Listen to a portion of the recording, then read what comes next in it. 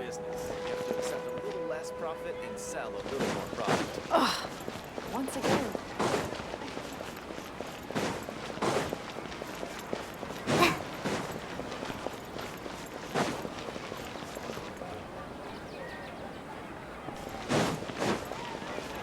Ad Astra ab.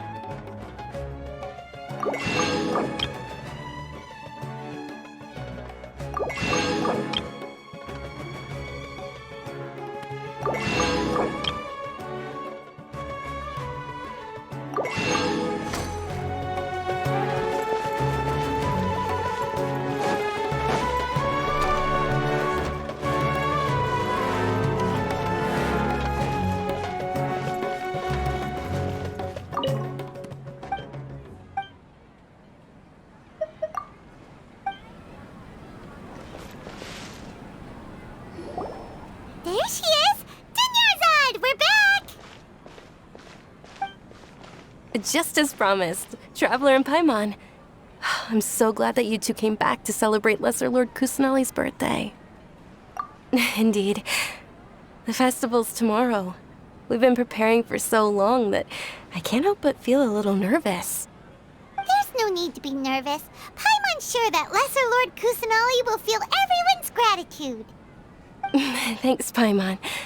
I hope that everyone who comes to the festival will also have a good time.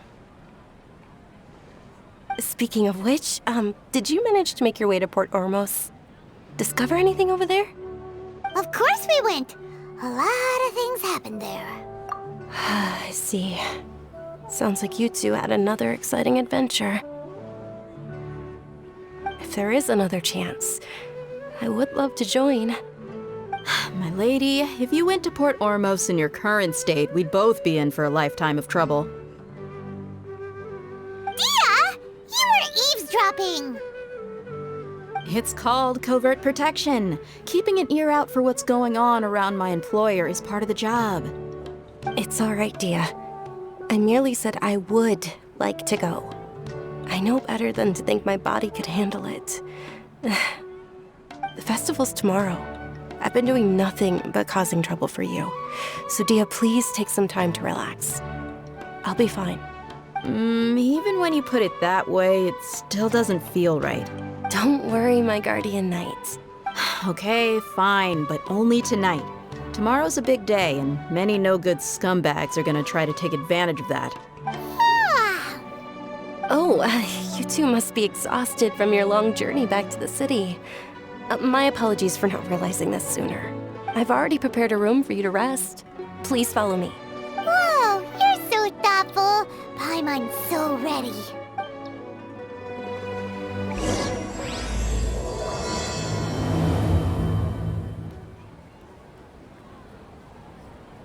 I've got great food and great drinks that everyone can enjoy.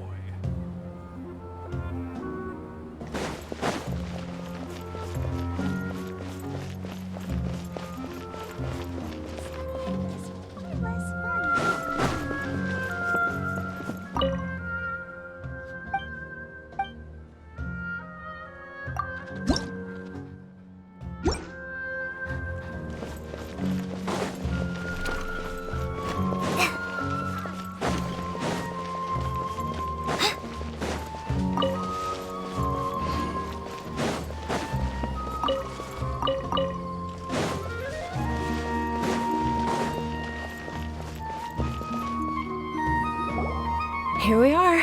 It's also fairly close to where I've been staying. It looks really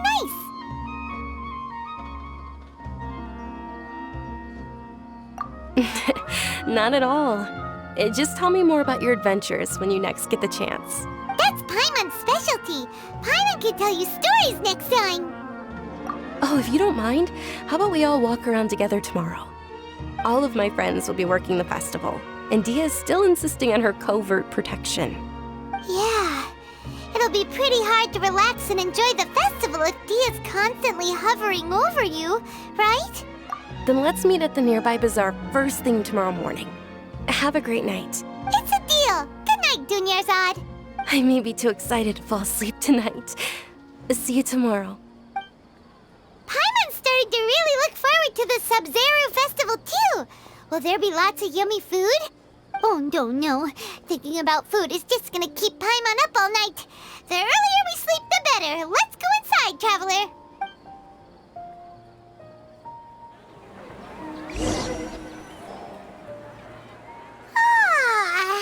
Did we oversleep? We should go meet Dunyarzad right away.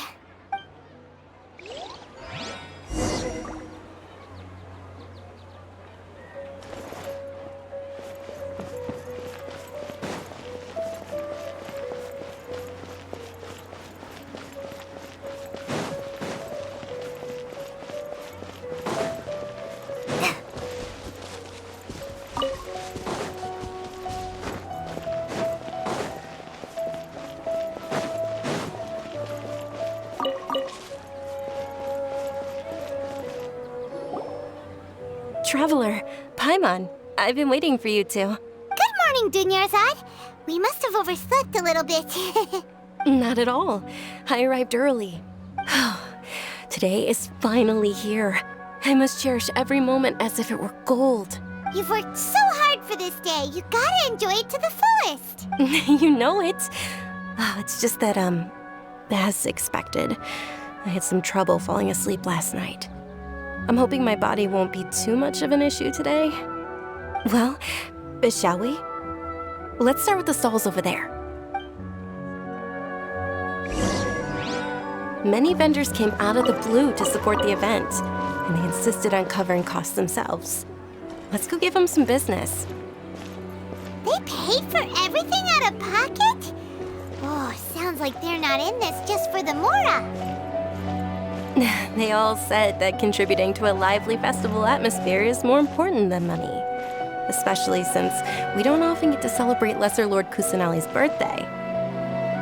Ooh, they're selling food over that way! Let's go take a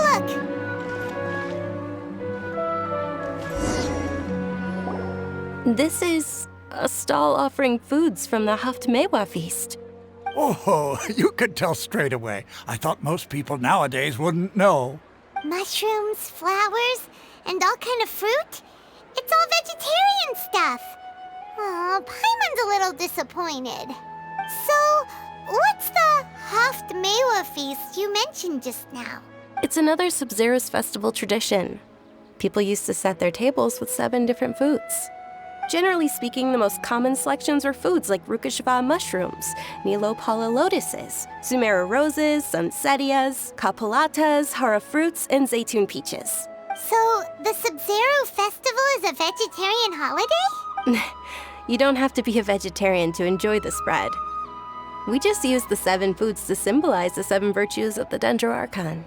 Wait, but if that's the case, if Sumero uses vegetarian food to represent the Dendro Archon, then wouldn't the Pyro Archon's festival be full of food like roasted fowl, juicy meatballs, grilled steak? Oh, Traveler, we have to go to Natlan as soon as possible! I hope your wish comes true one day, Paimon. Thanks! Alright, how about we also check out some of these other stalls?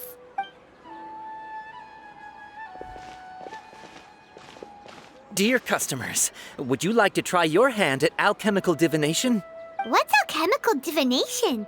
Those two things sound like they'd be fun to try together. Right? I thought the same when I first heard about it. It is said to be a mysterious craft invented by none other than Lesser Lord Kusanali herself. So, how does it work? It's quite simple. After you give me any 2 alchemical reagents, I'll use them to perform a random transmutation. Sure sounds random. So random that it will probably fail. That is precisely what we need. After the transmutation fails, your one and only diviner here will interpret the remnants. Well, according to Lesser Lord Kusanali, everything is interconnected, and all that occurs can be traced back to fate.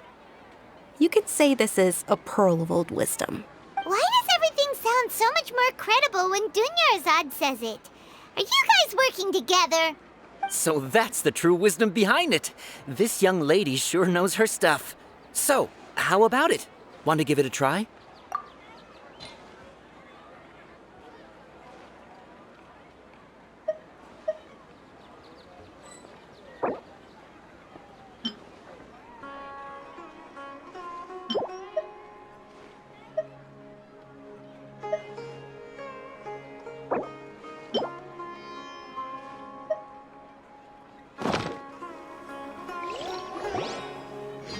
Okay, one moment. It's the moon. Paimon wants to take a look too. Is it? It looks more like a pie that Paimon bit into. Generally speaking, the moon signifies... It means... Wait a moment. Is he really looking it up in a book? Oh, I remember now. It means illusions and lies. Illusions and lies? That sounds rather ominous. Yes, But this book says that if you trust your intuition and overcome your fears, the sun will surely rise. He's not even trying to hide his book anymore. Naturally, fate will only ever show you the beginning of a journey. It is up to you to forge your own ending. Oh, thank you so much. I'll keep that in mind. Oh, it's nothing. I'm just learning as I go. Guess that was still pretty interesting. Okay, on to the next stop. They say the Sub-Zero's festival was very lively a long, long time ago. Large flower carriages used to parade through the city. As they headed towards Port Ormos, people would throw flowers, candy, and liquor all along the way. Dunyarzad's eyes are sparkling right now. I wish I could have seen that spectacle. But if you ask me, I'm sure Nilou's dance of Sub-Zeros would be just as impressive.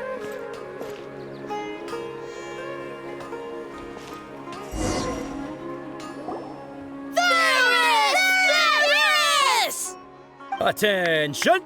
Soldiers, fall into formation if you want any Yalda candies. It's a weird guy with a weird hat. Hey, it's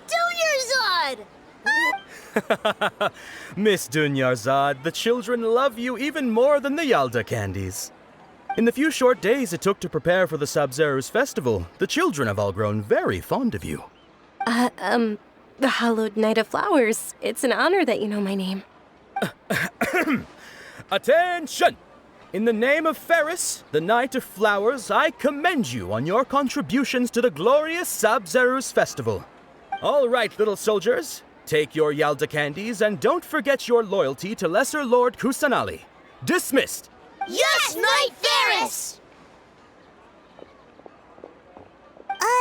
Just what is going on here? Ferris, the Knight of Flowers, is another Sub-Zero's festival icon, and one immensely popular with children.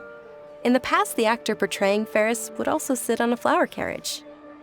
It's all thanks to Miss Dunyarzad's sponsorship that the children can make such wonderful memories today. As are we to you, Vihar. Oh, not at all. Oh, speaking of tradition, do you want some Yalda candies? They're a festival staple, and I happen to have some boxes readied here. Take a look and pick whichever one you want. Whichever one, don't these boxes all look the same? That is the fun part. Each box contains a random flavor. It's up to the luck of the draw. Flavors include lavender melon, hara fruit, sunsetia. Ooh, those all sound pretty good. And there's also lizard tail and oni kabuto. Huh? What's up with those two flavors? Oni Kabuto is a little spicier than Lizard Tail. Dunyarzad, you tried them before? Traveler, help Paimon pick one. Paimon wants the Sunsetia flavor. It's all right. Paimon believes in you. I also believe in your intuition. Great! These boxes of candy are numbered 1 to 5 from left to right. Which one do you want?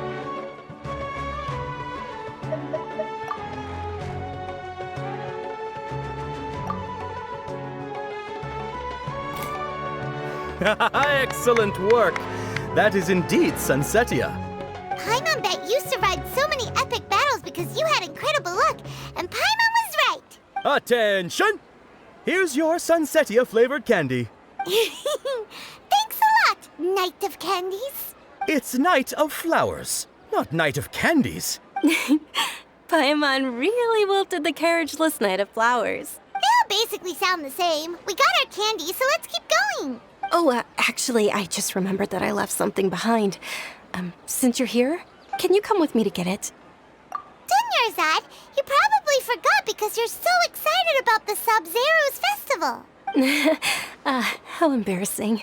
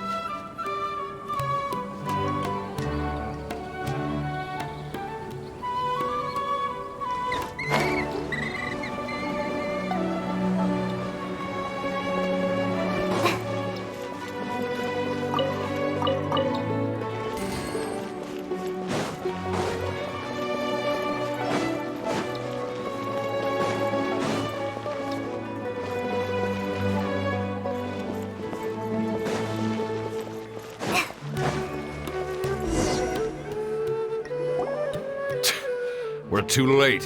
Who knew the little lady was such an early riser? I know, right? Hey, wait a minute. Boss, isn't that her? Oh, that most certainly is. We're in luck. She's walking right into our clutches. Those Eremites don't look like they're up to any good. Who are you? I don't believe the Homayanis hired you. That's right. We haven't received any of their mora, but I wonder how much the Homayanis would shell out to get you back. They're a gang of kidnappers! Traveler, hurry and protect Dunyarzad! Hey, did you scumbags even consider that the Homayanis might have hired a merc that outclasses you? You're... Dia! Dia the Flame Mane! No wonder we mercs haven't heard anything about you for so long. You sold your unruly mane to the highest bidder. Don't speak so disrespectfully. My family started working with her as gratitude for her past kindness to us. Don't worry about it, my lady. Just some friendly banter between mercs. One punch and those rabid dogs will expose themselves for what they really are. Aren't your claws all dull by now? Don't get too cocky! Traveler, take Miss Dunyarzad to a safe location. No, we're gonna stay and help. There's too many of them. You're right. All right, fine.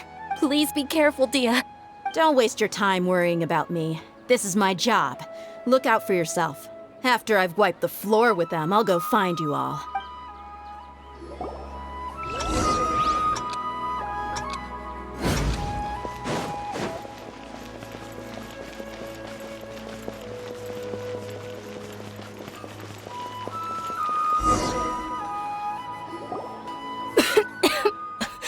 Dunyarzad, are you okay?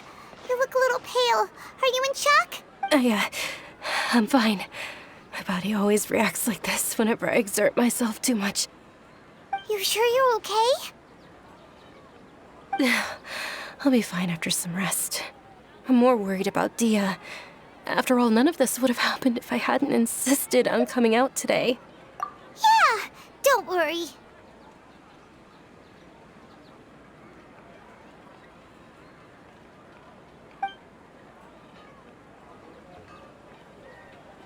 My lady, Traveler, found ya.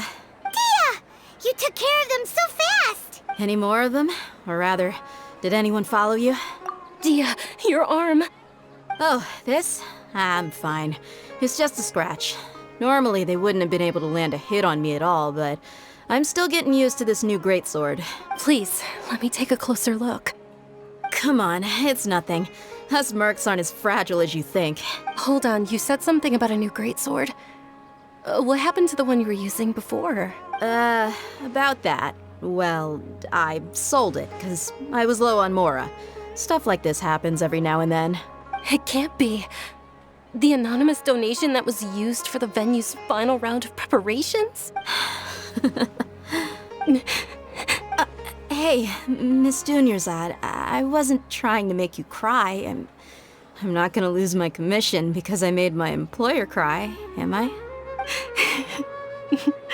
Okay, making your employer cry won't affect your commission, but selling your weapon without permission and getting hurt? I'll have to reevaluate your performance.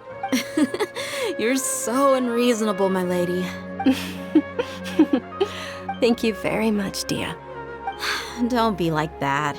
I get embarrassed really easily. Are you feeling unwell again, Dunyarzad? My lady, your condition. Traveler, can you take her somewhere to rest? I'll look around the area to make sure we're safe from an ambush. Truly, I'm sorry for the trouble, everyone.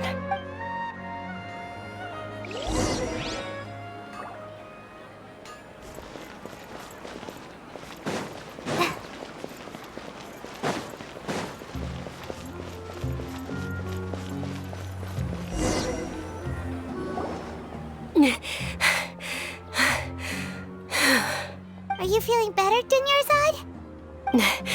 Yes, much better.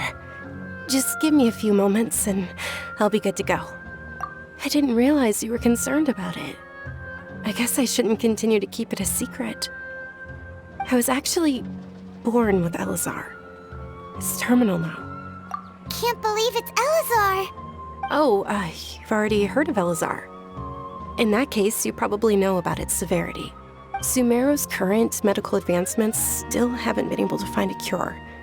The disease's progression can only be delayed through environmental therapy. Dunyarzad. There's no need to be sad. I've always lived with Elazar and I came to terms with it a long time ago.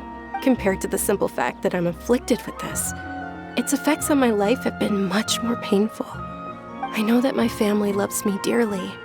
They've done all they can to provide the best environment for me so that I can live for that much longer. However, I know I will one day succumb to this. Did you know? Before I ran away from home this time, the world outside of my home didn't even know that I existed. Since I was a child, all I could do was sit on my bed and stare at everything outside of my window. I'm sure my family's worried and disappointed in me for running away, but I just didn't want to have any regrets. I wanted to meet other people. To me, there's nothing more beautiful than being able to meet and speak with others. Not to mention the incredible time spent preparing for the festival. The joy on everyone's faces here, and all the support I've received from friends like Dia. This way, when my final day does arrive, it will be less sorrowful.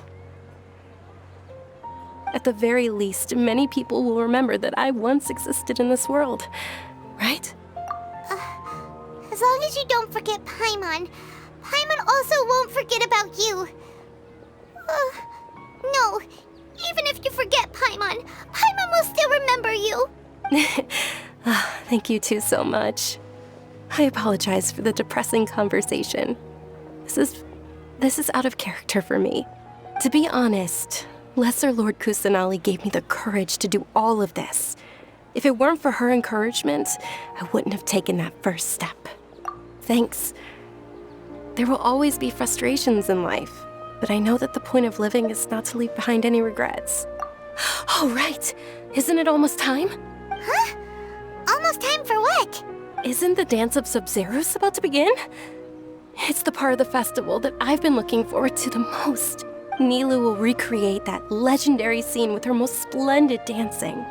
And the Sub-Zeros festival will conclude amid everyone's applause and blessings. And with that, my wish will also... Then what are we waiting for? Let's go to the stage! Yeah, we should still make it in time.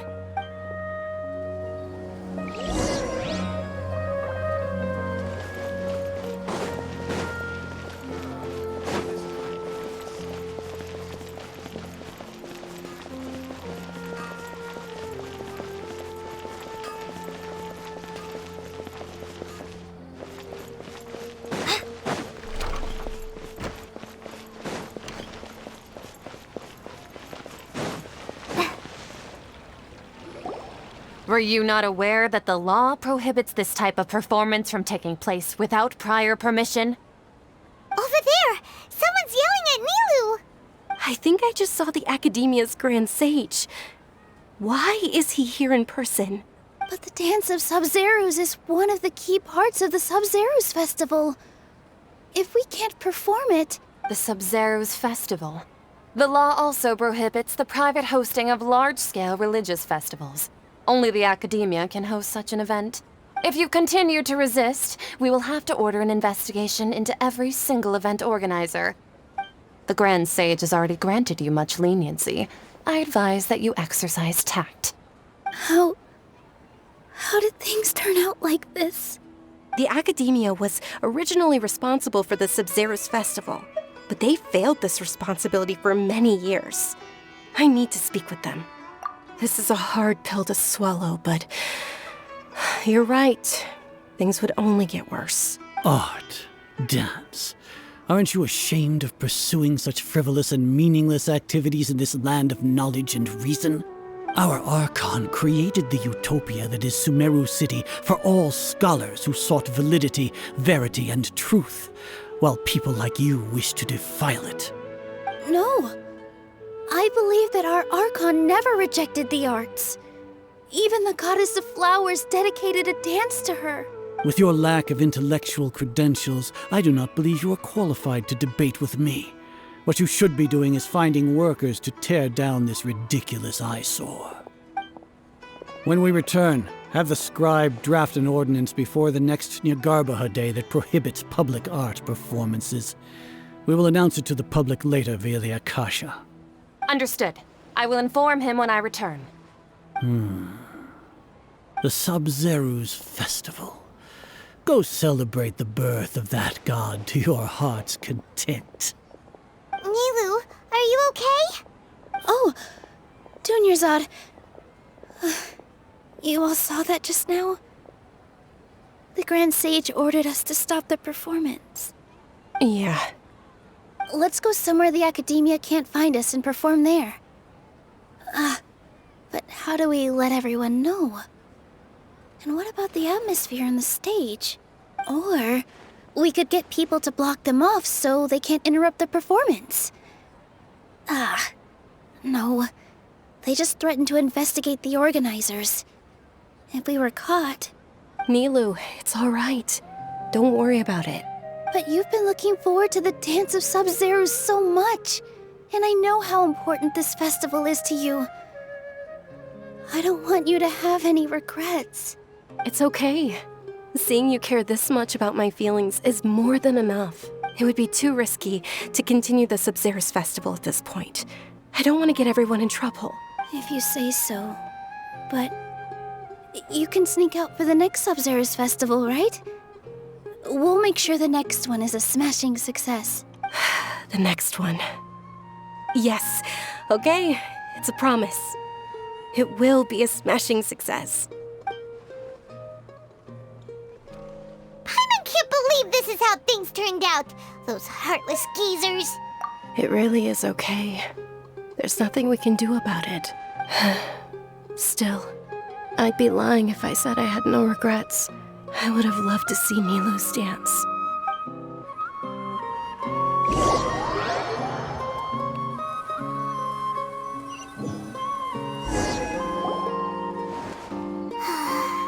A lot happened today. It's a shame the festival ended the way it did. Nilu and Dunyarzad promised to make the next Sub-Zeru's festival a success, but Dunyarzad is running out of time. Yeah.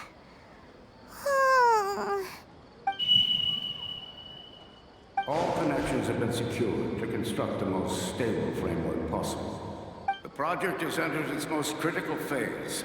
Power has begun to flow from...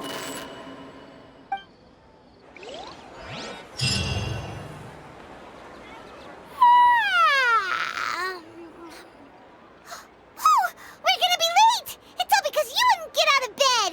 We should go meet Dunyarzad right away!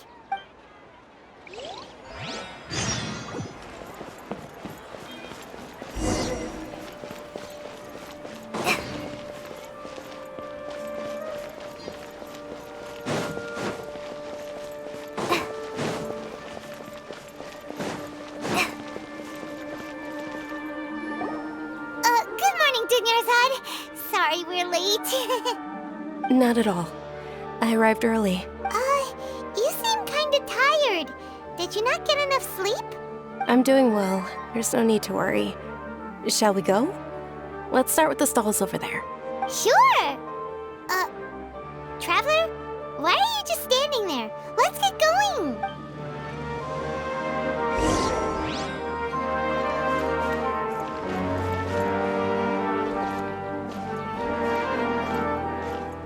Ooh, they're selling food over that way! Let's go take a look!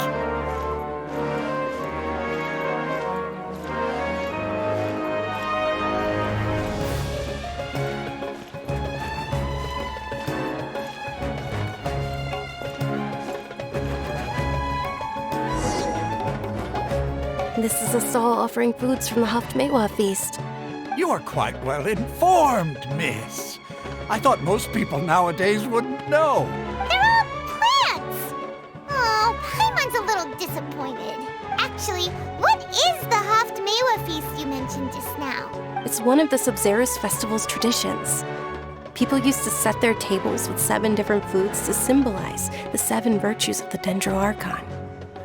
appear to be in the form of the moon. Really? Paimon thought it looked like some kind of food.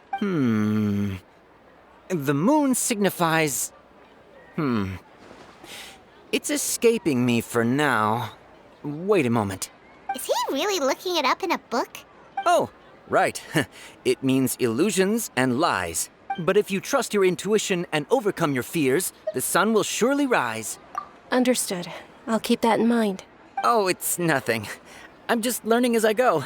Guess that was still pretty interesting. Okay, on to the next stall. So, where to next?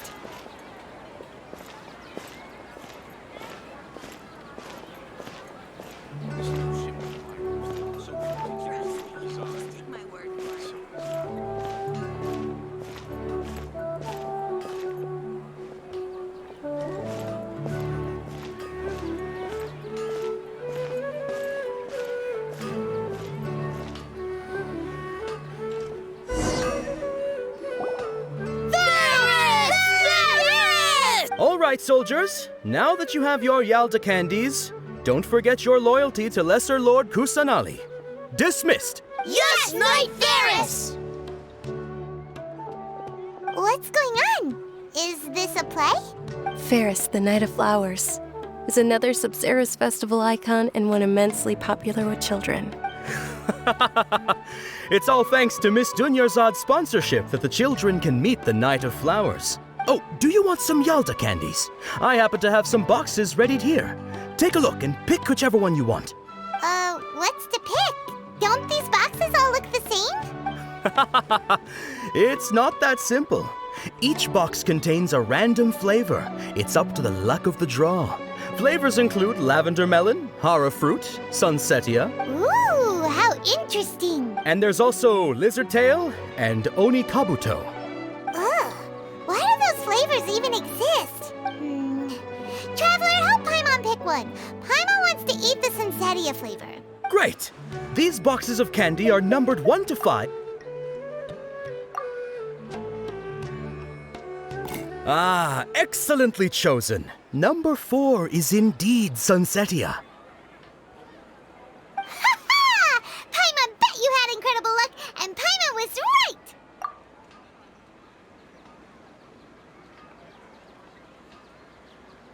Huh? How's that possible? It's obviously random. Maybe we didn't sleep very well last night. Or maybe we slept too much. Oh, sure. Huh? Where are you going? You're just gonna walk off like that?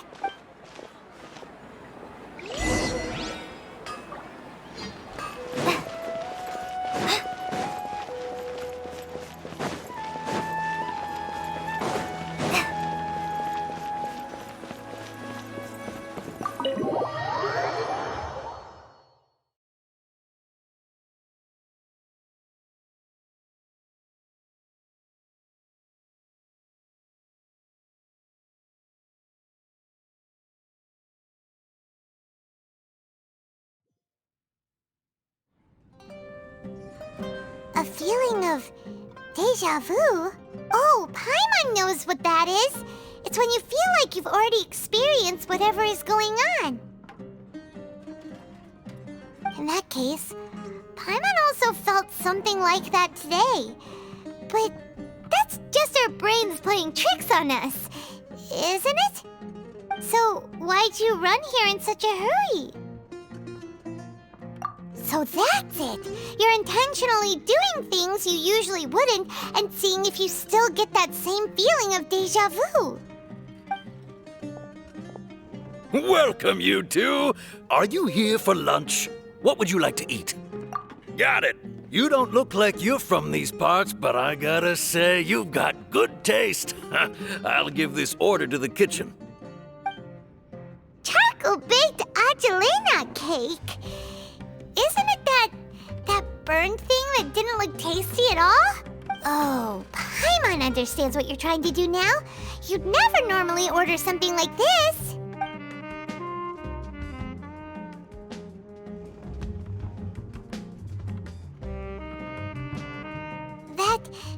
thing? Are you really gonna eat it? Isn't this going a bit too far?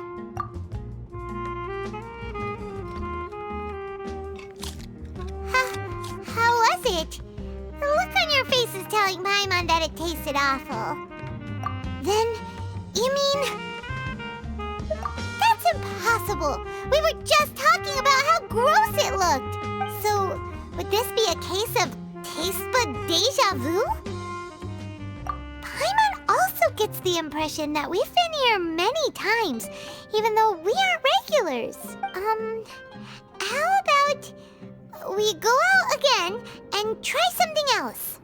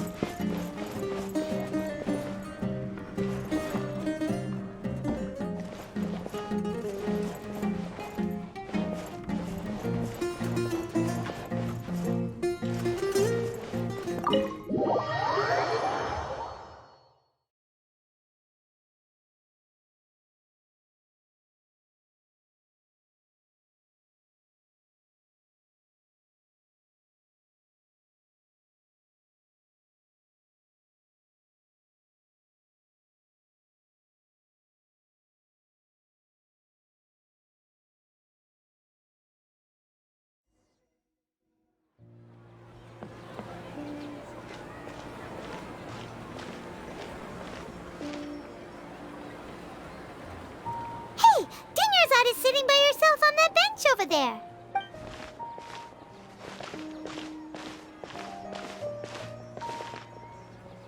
What a coincidence, Dunyarzad.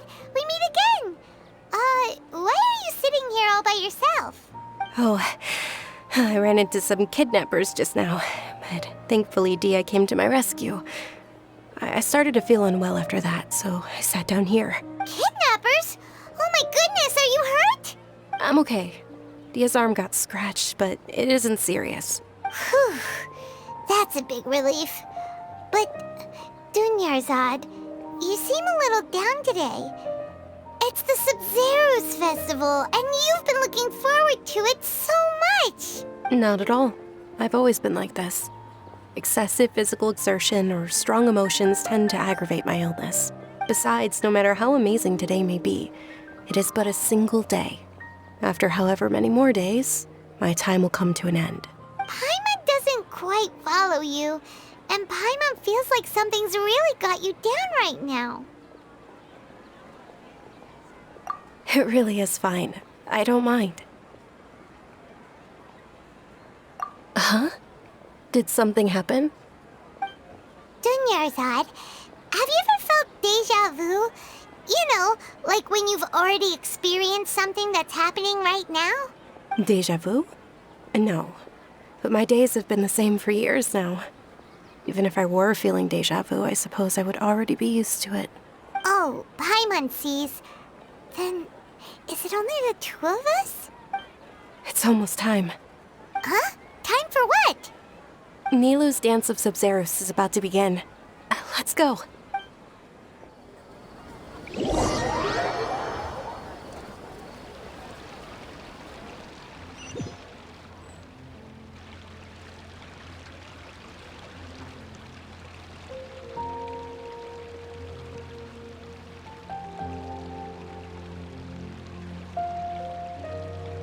With your lack of intellectual credentials, I do not believe you are qualified to debate with me.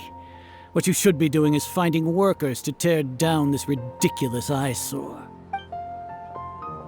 When we return, have the scribe draft an ordinance before the next Nyagarbaha Day that prohibits public art performances. We will publicly announce it later through the Akasha. Understood. I will inform him when I return. The Sub-Zero's festival. Go celebrate the birth of that god to your heart's content.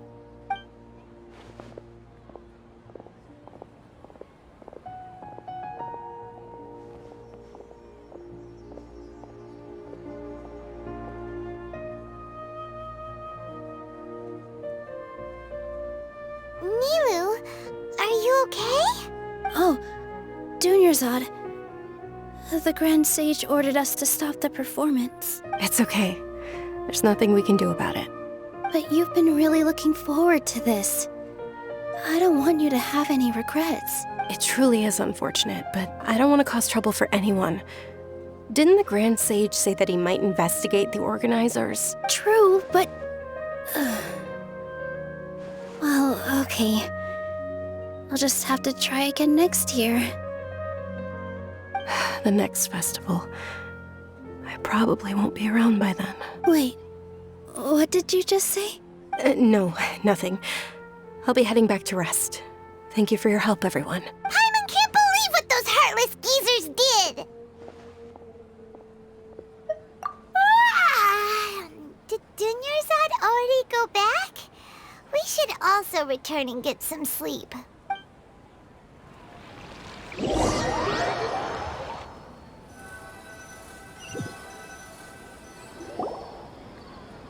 So, in the end, you still couldn't figure out what that deja vu feeling was all about? Maybe it really was because of exhaustion. Same here. That's why Paimon stopped thinking about it halfway through the day. Then, how about we settle in and get a good night's sleep? For now, we can chalk things up to exhaustion. We can do more thinking tomorrow. Observing a modest drop in the output of jnana energy, but values still remain within normal parameters. Continue to monitor the variances in the data and find the cause as soon as possible.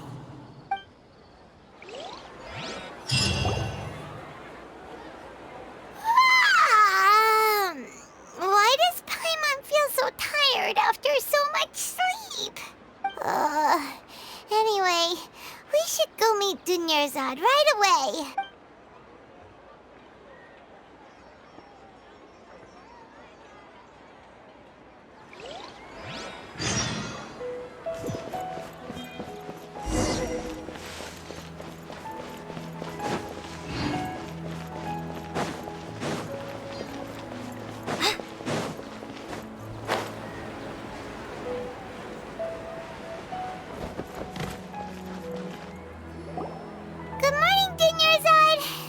Keep you waiting. Not at all.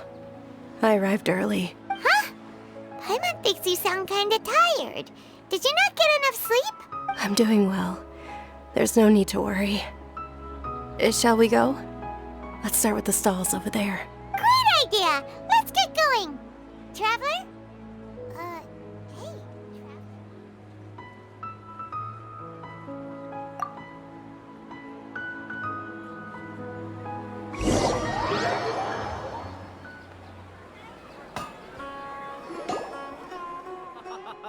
It's all thanks to Miss Dunyarzad's sponsorship that the children can enjoy the Sub-Zero's festival. Oh, are you interested in Yalda candies? I have some boxes of candy here. Pick whichever one you want. Not much of a choice. All these boxes look the same. It's not that simple. Each box contains a random flavor. It's They all sound pretty tasty. And there's also lizard tail and oni kabuto. Huh? What were those last two? He'll help me choose. Paimon wants to eat the Sunsetia flavor. No problem. These boxes of candy are numbered 1 to 5 from left to right. Which one do you want? Oh, I like your confidence. No hesitation at all. Oh, congratulations! Number 4 is indeed Sunsetia.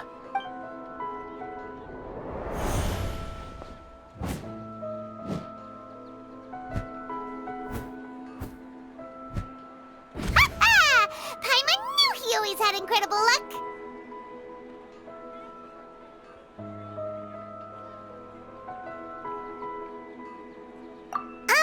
Paimon's not really interested in the other flavors. Wait. How did you know? Don't tell me that you already knew which flavor was in each box. What? He was right about all of them? That couldn't have been luck. How is this possible? I packed all those boxes this morning, and they've been sealed ever since. You couldn't have known beforehand. Mind reading? X-ray vision? Or some kind of magic trick? This is way too freaky. Tell us what's going on! Since when did you get superpowers? Traveler? Hey, where are you going? What's going on? Did you see something? Us leaving Dunya aside without letting her know is kinda rude, you know.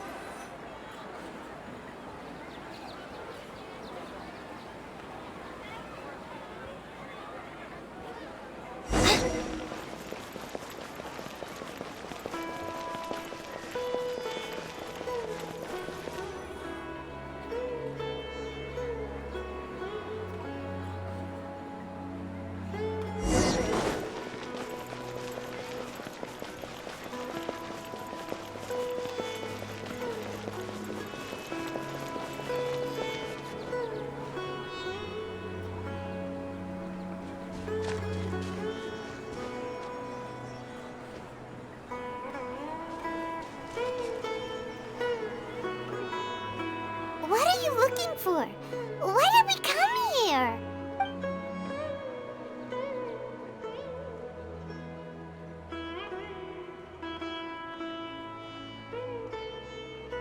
Traveler?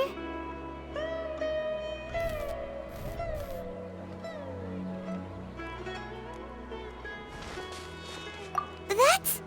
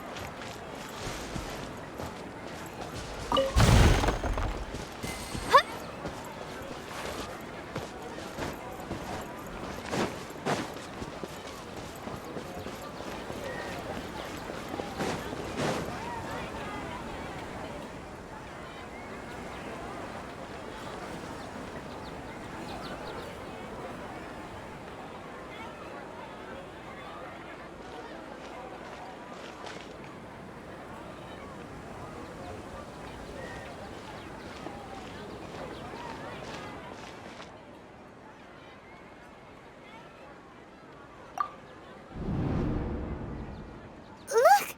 That's... Isn't that Dunyarzad? What's happening here? Why are there two Dunyarzads? You already know that this isn't your first Sub-Zero's festival, don't you? I'm sure you already know how to use this. A knowledge capsule? Where did you get it? What's inside? You should use it too, Paimon. You know Paimon?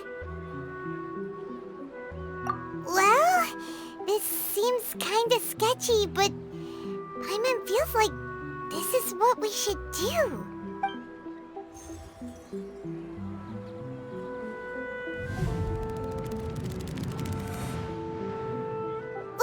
What the? This is our 20th time at the Sub-Zero's festival? Huh? No. The 30th? 40th? Just how many times have we been to the Sub-Zero's festival? Have we been trapped in a single day? If it weren't for you, we wouldn't have even realized. What the heck was inside that knowledge capsule? Your memories are still scrambled? Try your best to remember. This isn't the first time we've met, and I answered that question a long time ago. Let Paimon think. Oh, it's coming back. Meeting you was the real catalyst for restoring our memories, and the knowledge capsule was just your means of showing our minds the way. What about everyone else? Why are you only helping the two of us? Your sense of deja vu is stronger than everyone else's, yes? As for an explanation, You two received the blessing of Dendro. And you also have special, sensitive constitutions. It was as if a single sheet of paper was separating those memories from your consciousness. A familiar question. I think this is the 7th time you asked that. As you can see, she isn't doing well. You probably sensed it too. The Dunyarzad you were just with is different from the first Dunyarzad you met. That first Dunyarzad is in front of you right now, and she doesn't have a lot of time left. Looks like you're almost done sorting out your brain. Oh yeah, I'm Nahida. Good, you passed the test. What's happening? You can awaken our memories, and you seem like you know what's going on. Oh, wait, please don't tell Paimon even you don't know. Everything in this world runs in a loop. This cycle is called the samsara. You, me, and everyone else are all stuck inside the one-day samsara. As for the truth, that's on you to find out. If you were told the truth instead of discovering it yourselves, it would literally blow your minds. I don't know how you'd be after that. I can only give you surface-level help, like bits of information and subtle hints. For the rest of the time, I'll be doing all I can to slow down Dunyarzad's illness. She looks like she isn't doing well at all. Her illness gets worse after each Sub-Zero's festival. If we can break out of the samsara, I might be able to save her.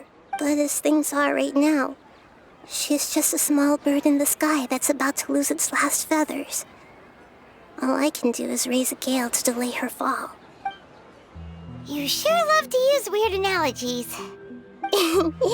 Analogies are wonderful tools. They let you use existing knowledge to understand unfamiliar things. Okay, so, with what you know so far, what do you think the truth is?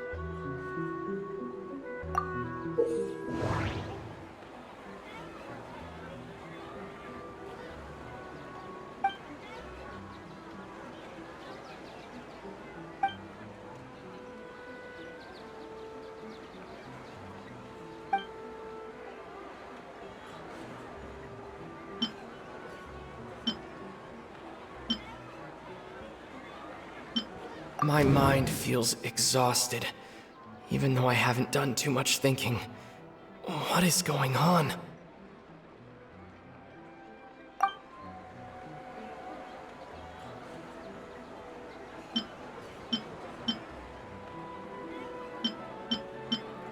That doesn't sound right. The moon, illusions, and lies. What do they all mean? The Grand Sage said, "Go celebrate the birth of that god to your heart's content." Did he mean something more?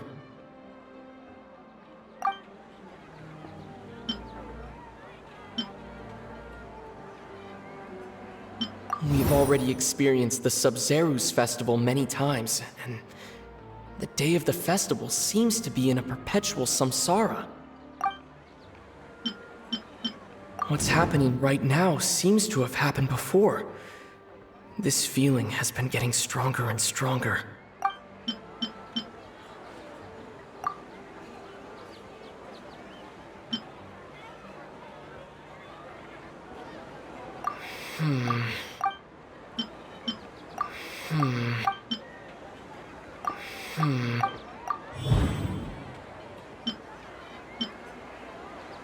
That should be it.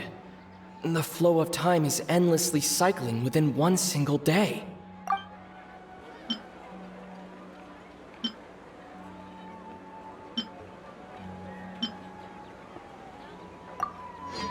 A time loop. You've given similarly wrong answers in the past. A pity. Still the wrong answer? Paimon thought that made a lot of sense. It feels like time's just repeating itself. A simple time loop can't explain some of the phenomena. You two are still missing a lot of information. Unfortunately, I can't give you any more hints. Nearzad. The Sub-Zero's festival is happening every day, but that doesn't mean we can waste an infinite amount of them. Hurry and find the truth before today's festival ends.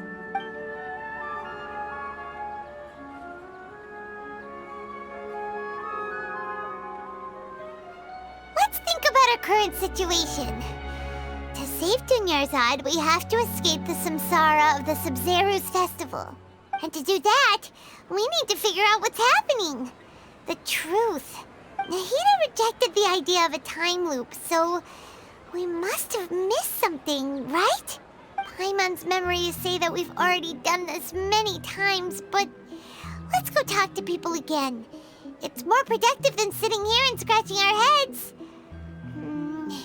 Why don't we start with those stall owners?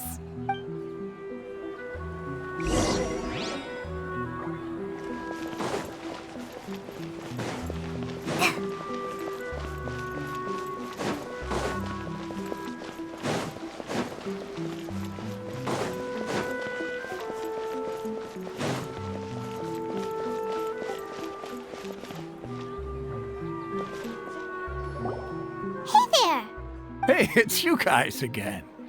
Where's your cultured friend? She's feeling a little unwell. I see. Did you come back to buy something? I guarantee the freshness of my products. I harvested them from the forest just yesterday. Huh? What brought this about? I hurried back from the forest yesterday, and I'm selling produce here today. I haven't felt anything strange. To put it another way, if you really think about it, was yesterday truly yesterday? Did you actually come back from the forest yesterday?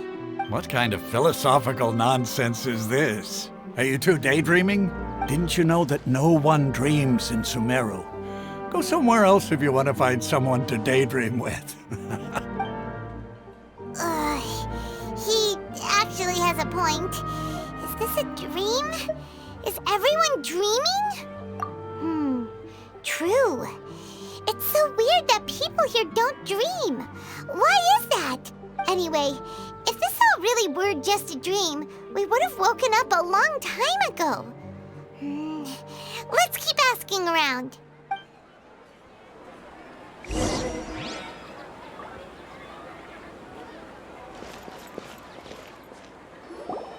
Oh, it's you two. Was my divination so accurate that you felt compelled to compliment me in person? Ooh, I knew it! I told you, the god's divination is highly accurate. You just hadn't fully understood its significance yet. You're really excited about this, huh? That's exactly why we came back. Help us better understand it. Help you better understand it? Well, that isn't exactly what I excel at. So, you're admitting that you don't have a clue? Anyway, what kind of situation did you get into? Huh? Hold on a second. I thought you guys just lost your wallet or fell for a scam. What you just said, are you serious? Does that kind of thing actually happen in real life? Paimon knew you weren't going to believe it. Marvelous. Truly marvelous. I believe you. Recall the interpretation of your divination, the moon, illusions, and lies. It really felt like an omen. When you say it like that, the divination does sound like it's related to what's going on. Can you read any more into it? I believe that the Archon's revelations are never more than vague hints. Anything more specific is beyond the reach of mere mortals. The book only says, if you trust your instincts and overcome your fears, the sun will surely rise.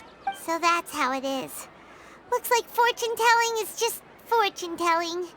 It's no good for practical problems. We haven't made any progress. Who else can we talk to? Paimon remembers that we tried talking to her a couple of times, but she always thinks we're playing pranks on her. You think she'll brush us off again?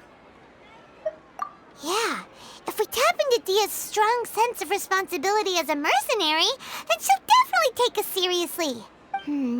At this time of day, Dia's probably just finished beating up those kidnappers. Let's go find her.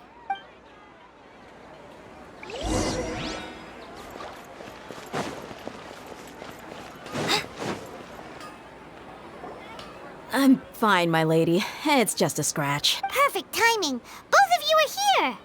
Paimon, Traveler, you came at just the right time. Listen, there was a dangerous Huh? You saw? Then why didn't you jump in earlier? If someone was protecting Miss Dunyarzad, I could've went all out. Anyway, can you do something for me?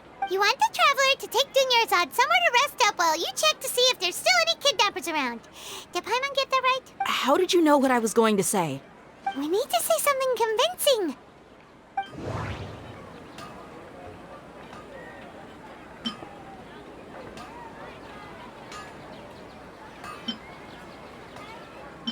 Dia sold her greatsword to raise additional funds, and then she was injured because she wasn't used to her new weapon.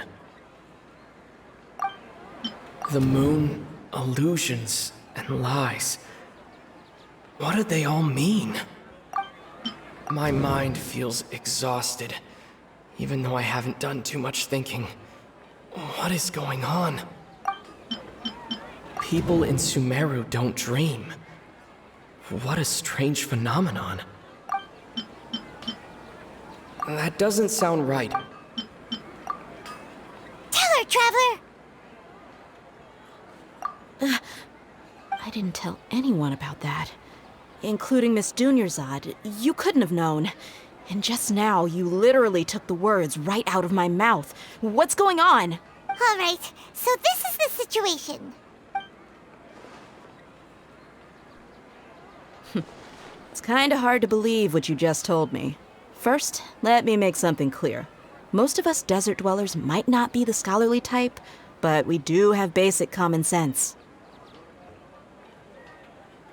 She's quieter than usual. Uninterested in anything and really gloomy. Yeah, she isn't the same as before, but her parents said that this is how she was like at first. Huh? At first? I don't quite understand what you're all talking about. I'll go rest on the bench over there. My lady, are you angry? All right, I'll give you the benefit of the doubt since you knew about my greatsword. Let's make this a quick trip. Miss Dunyarzad isn't completely safe here.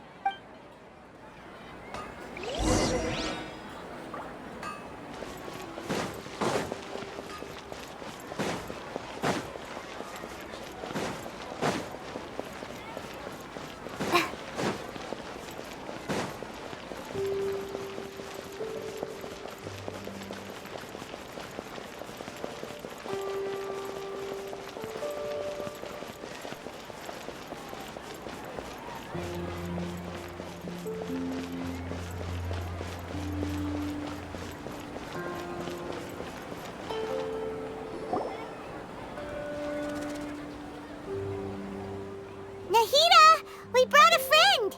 Are you busy? I thought I told you that it won't help to bring anyone here. We just wanted her to see the real Dunyarzad's condition. The real Dunyarzad? Where and who are you talking to? Huh? I told you that you two are special. Other people can't see me or Miss Dunyarzad here.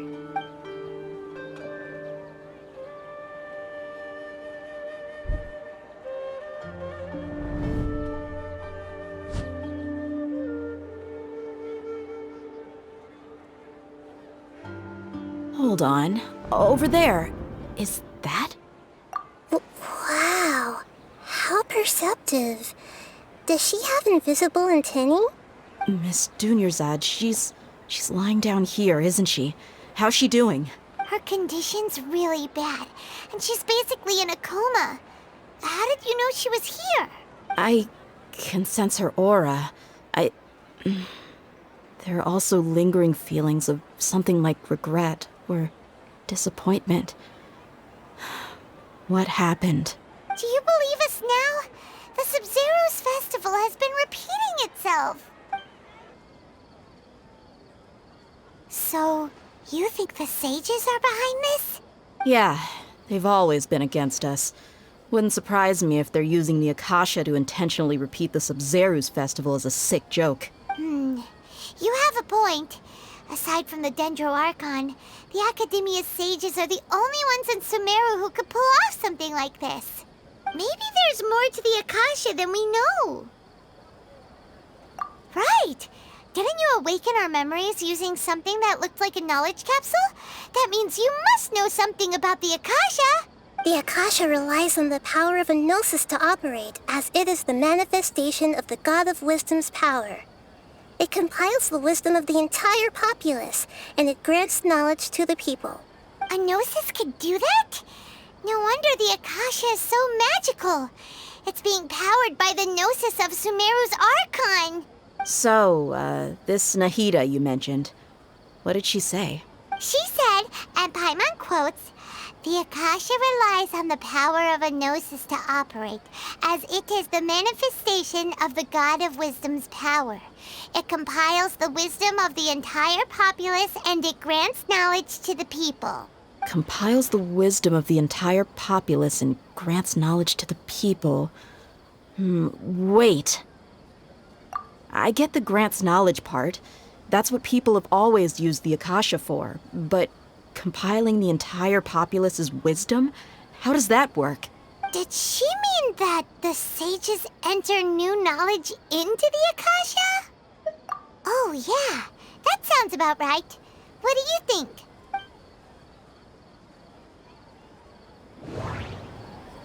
People in Sumeru don't dream. What a strange phenomenon. Okay, Nahida said the Akasha relies on the power of a gnosis to operate, as it is the manifestation of the God of Wisdom's power. It compiles the wisdom of the entire populace, and it grants knowledge to the people. My mind feels exhausted, even though I haven't done too much thinking. What is going on? What's happening right now seems to have happened before. This feeling has been getting stronger and stronger. That doesn't sound right. That doesn't sound right. You mean the Akasha is causing our mental fatigue? Huh. Now that I think about it, my head's been feeling unusually heavy. When the desert dwellers set off on their quest for knowledge, a sage once said, "Knowledge always comes at a price." Compiling the entire country's knowledge.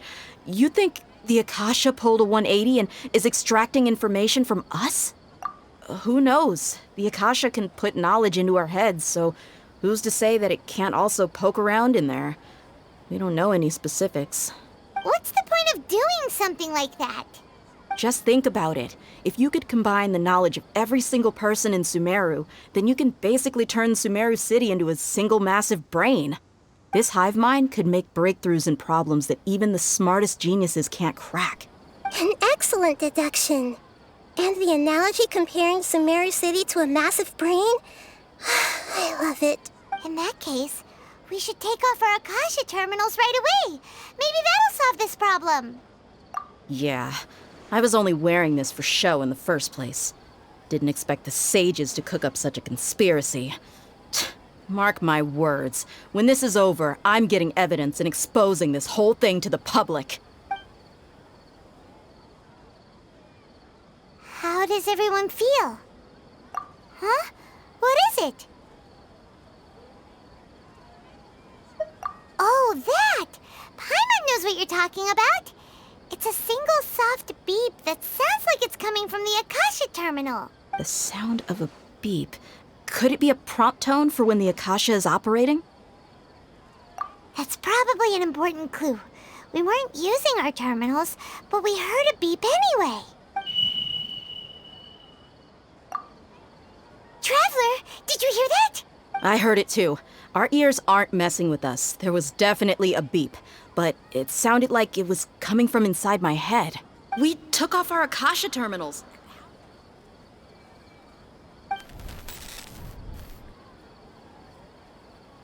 Phase runtime has exceeded its expected length. At this rate, there may be casualties. But we cannot lose all of our progress.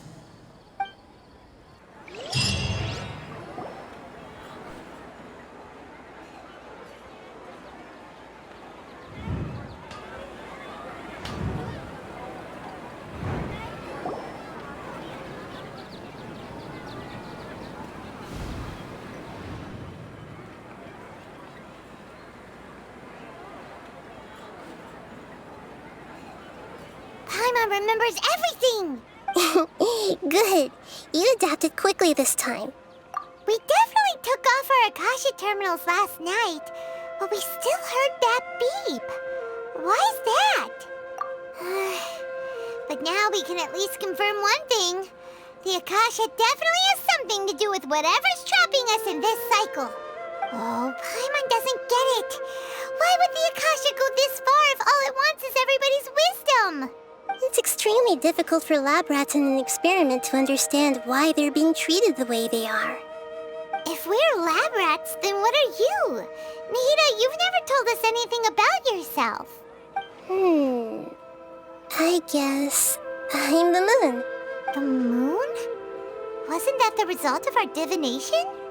Anyway, knowing who I am won't help you get closer to the truth, so you should focus on other things. Don't get distracted and miss any clues. Okay then. Dia helped us a lot yesterday, so let's go find her. If Paimon's reading the time correctly, those kidnappers should be showing up soon.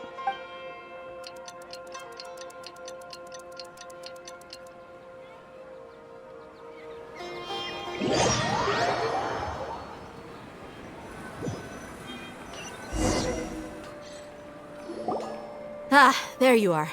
I've already taken care of those kidnappers. My lady, did you get hurt? Dia?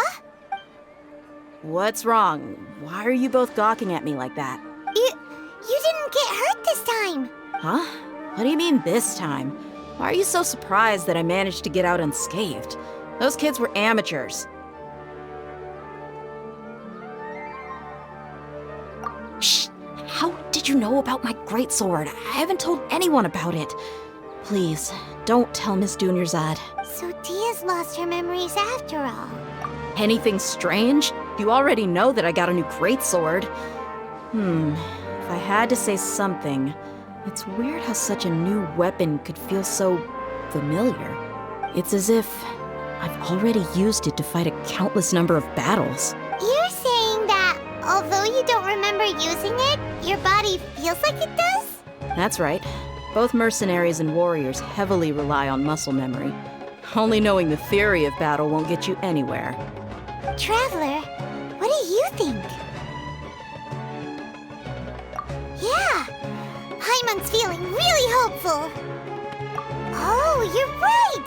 Earlier in the Samsara, something like this would have never happened. I have no clue what you two are talking about, but it's still dangerous here, so... So you want us to take Dunyarzad somewhere else to rest while you check if there are still more kidnappers around, right? How did you know what I was gonna say? Can you read minds? Forget it. Go and do your thing.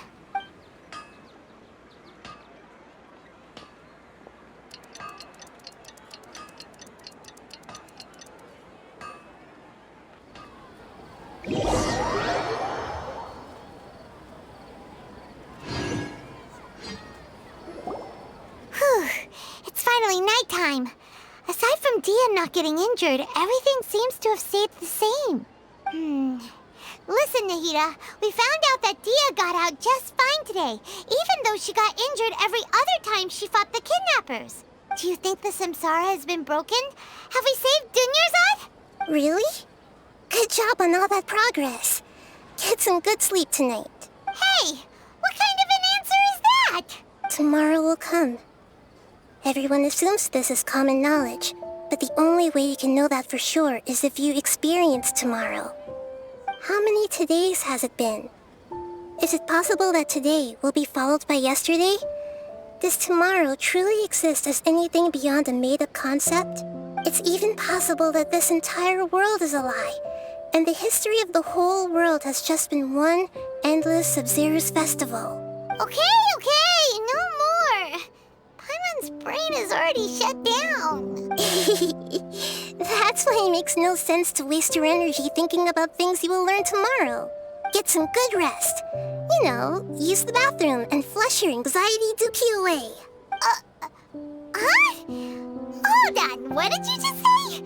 Did Paimon hear you correctly? Huh? People always say they feel a sense of relief after they take a duk-duk.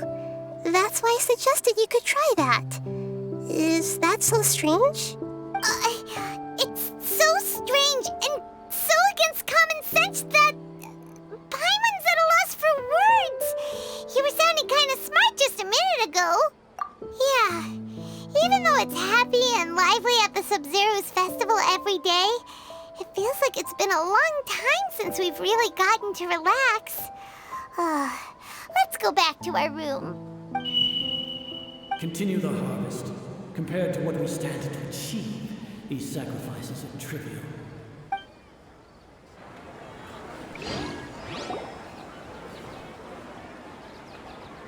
We're still in the same day!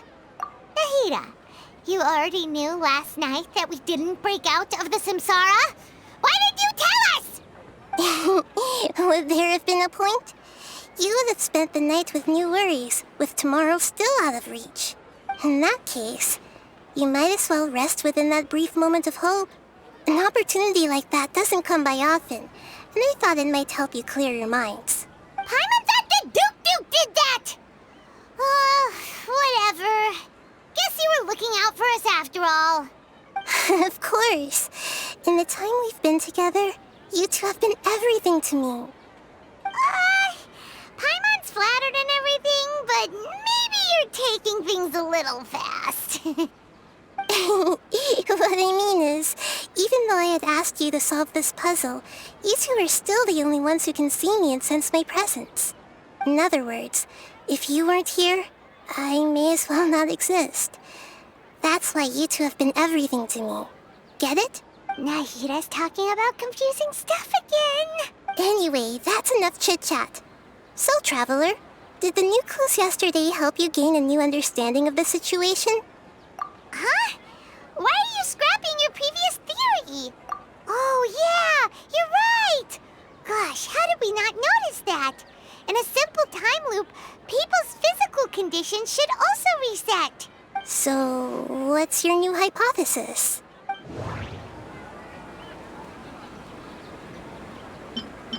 The beep is a prompt tone for Akasha operations. We still hear it every night, even though we removed our Akasha terminals. That doesn't sound right.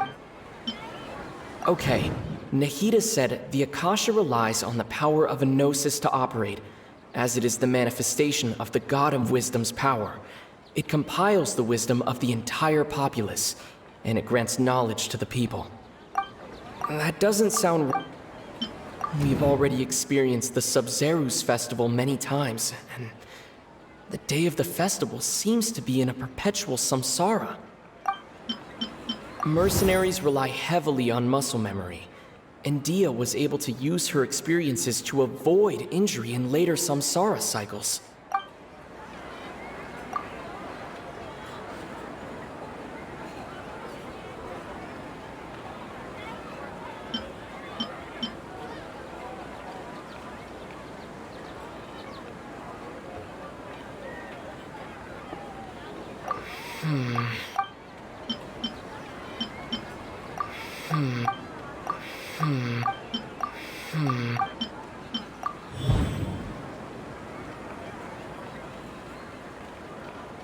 If all our memories of a day are erased at the end of that day, then we would unwittingly relive the same day again and again. Oh! Then the beep we hear every night could just be indicating the deletion of our memories. That's why when we wake up, everyone thinks the Sub-Zero's festival hasn't happened yet. It's already the next day, but everyone still thinks it's the day before. But muscle memory can't be erased. That's why Dia has been getting better at using her greatsword. Now everything makes sense! A brilliant deduction. Nahida, tell us if we're right or wrong. To put it simply, it's as if you've mistaken a pyro crystal fly for a firefly in the night. You lost sight of its true nature because you focused too much on your perception that it glows. That isn't simple at all! Why don't you go talk to Miss Dia again? You might learn something new. Right! She did help us find our latest clue after all. Let's go!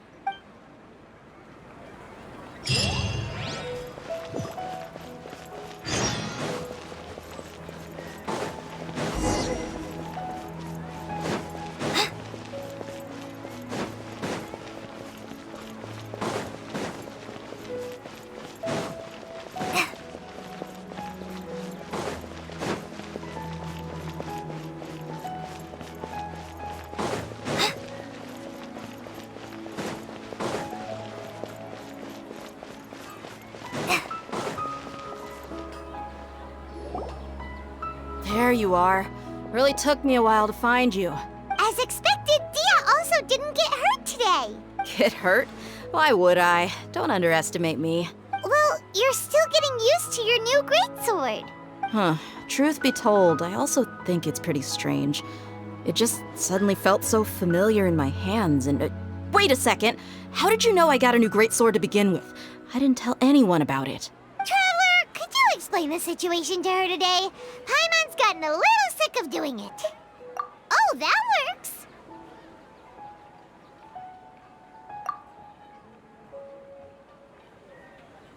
What happened to you guys while I was gone? Did you get brainwashed by some cult? Don't think too hard about it. Just take what we're saying at face value. All right then, let me get this straight. You're telling me that my body has already gotten used to this greatsword, but my brain just doesn't remember it? Yes, your memory's being erased every day. Then I'd have to disagree. That's impossible. Oh? Why do you think that? If we've actually been reliving the Sub-Zeru's festival day after day, then what happened to the things we used, the money we spent, the food we ate? Common sense says my wallet should have emptied itself a long time ago. There's no way I wouldn't have noticed that.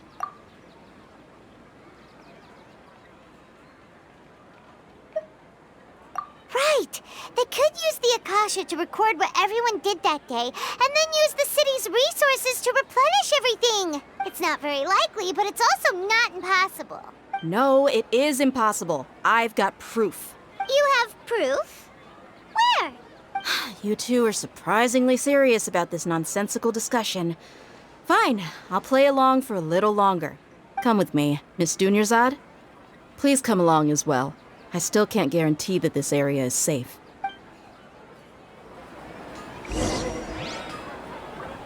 Paimon can't believe it's Dia who wants to show us something this time. 2 days ago, we were the ones taking her to see Dunyarzad.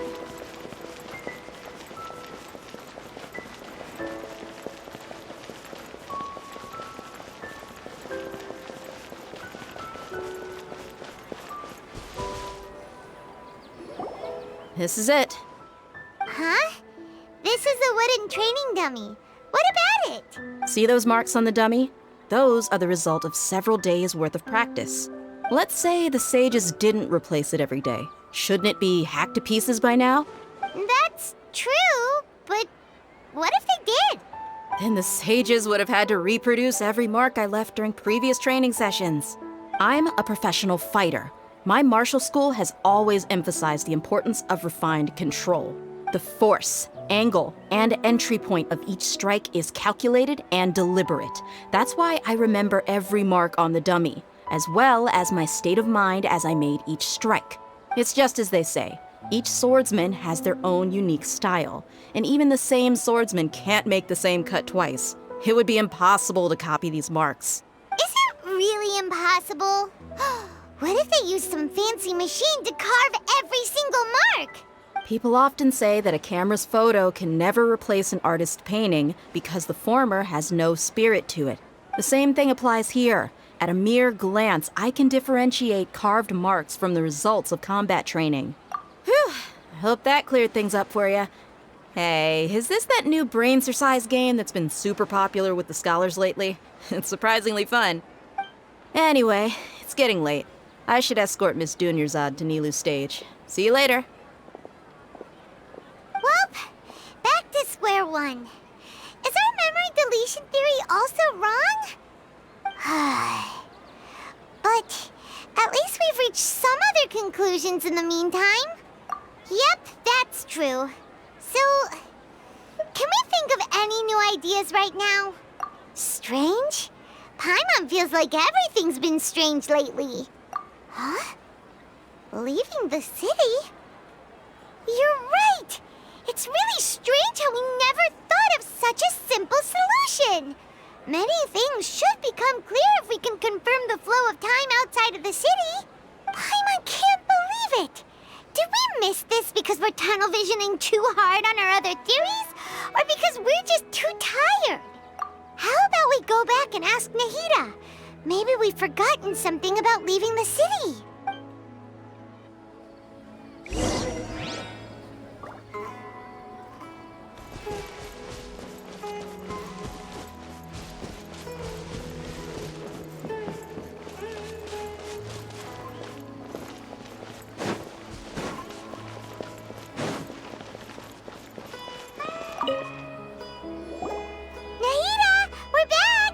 You're back early today.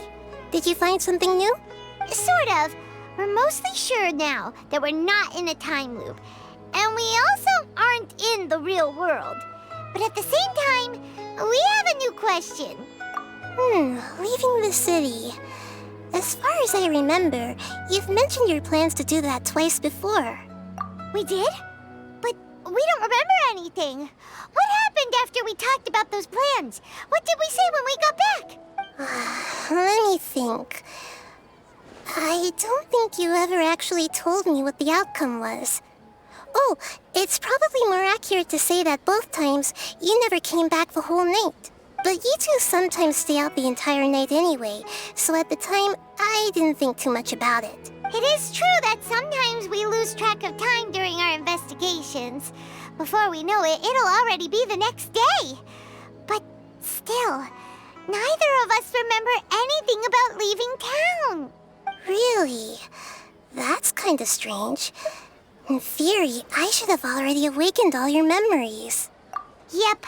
Something here's definitely fishy. Let's get to the bottom of this tomorrow.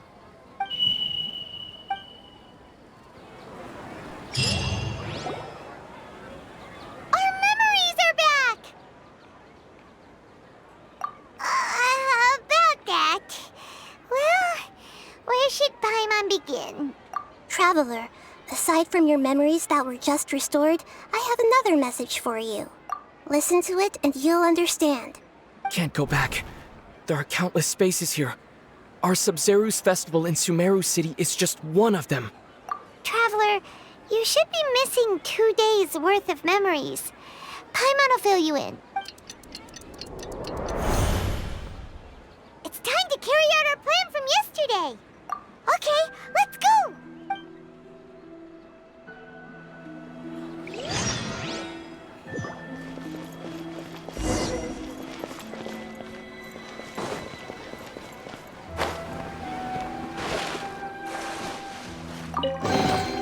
Wow, this is so lucky!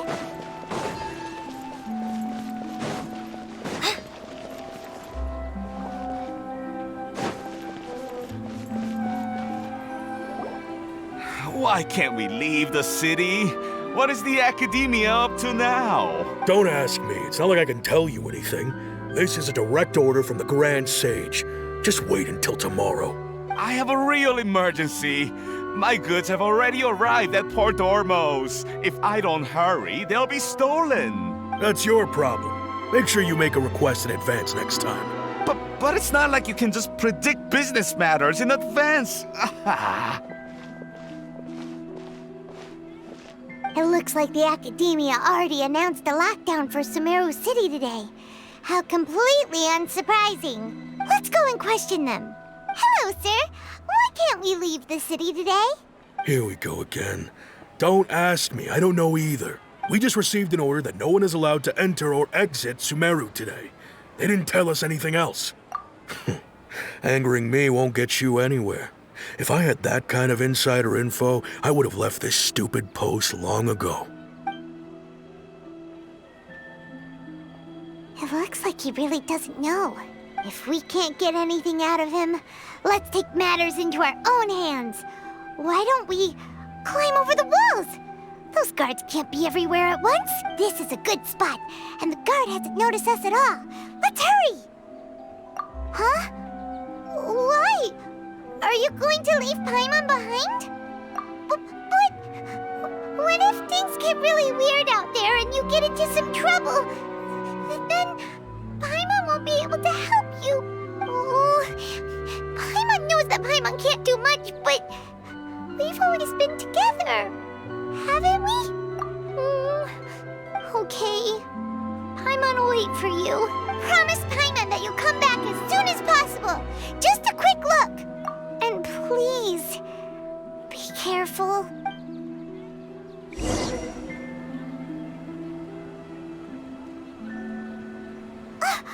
Memories! Traveler!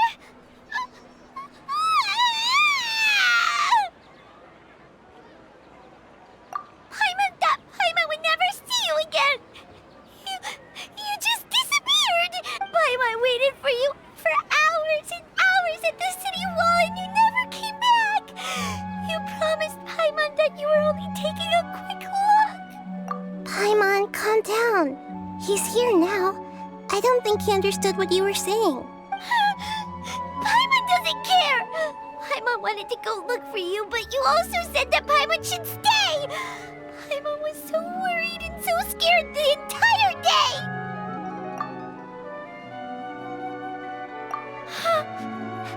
Okay. Paimon will forgive you. The most important thing is that you didn't actually disappear. Oh, Paimon was so scared that you had gone into another world! Okay, Paimon, can you tell us your perspective of what really happened yesterday? I see. Using two people's different perspectives. After that, you left the city. Paimon kept her eyes on you the whole time, but then you disappeared in an instant. No way! Paimon was watching you with the fullest attention. What's your perspective, Traveler? You sure you don't have any memory of this? I guess that explains everything. You also lost your memories the last 2 times you tried to leave the city. Those days' memories can't be awoken. So, if we leave the city, our memories will be completely erased? It really sounds like something big outside of the city is being hidden on purpose. But this way, we'll also never discover what's outside. Something like a message? But how can we send it back? Don't look at me like that. I'm not used to being stared at. Well... Okay. You want something that can pass on messages, right? Give me some time and take care of Dunyar's out for me. Yep! Now we're talking!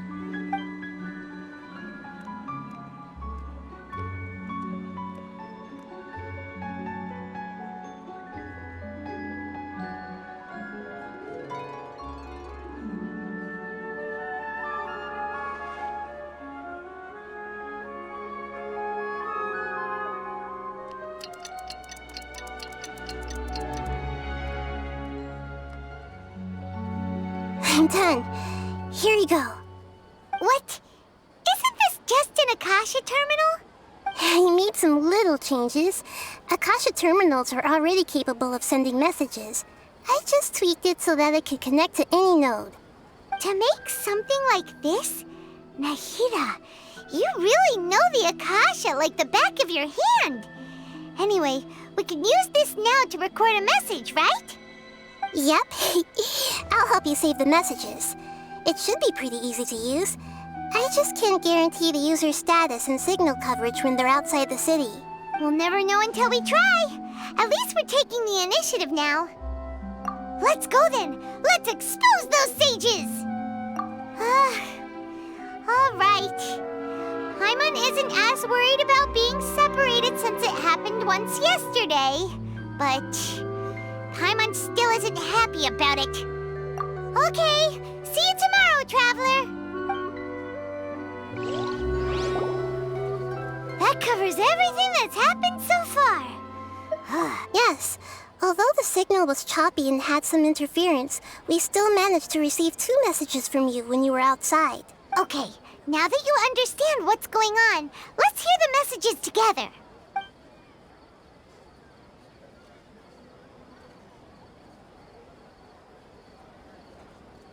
Can't go back. There are countless spaces here. Our Sub-Zeru's festival in Sumeru City is just one of them. I've entered another space. Before me are flowing sandstone and howling fish. Impossible and surreal sights. All these spaces are empty except for the occasional ones that contain mute puppets rather than people. I can't sense any human presence.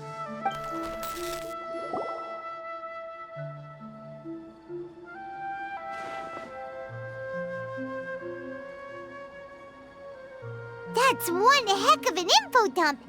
It sounds like you left the Sumeru City space when you set foot outside of the walls. But everything looked completely normal when Paimon was looking out from the inside. That's unbelievable. And if we take your word for it, the other spaces all had very weird contents. There's another part here. I only received it last night. These spaces have been disappearing one after the other, absorbed by something like a sun in the sky.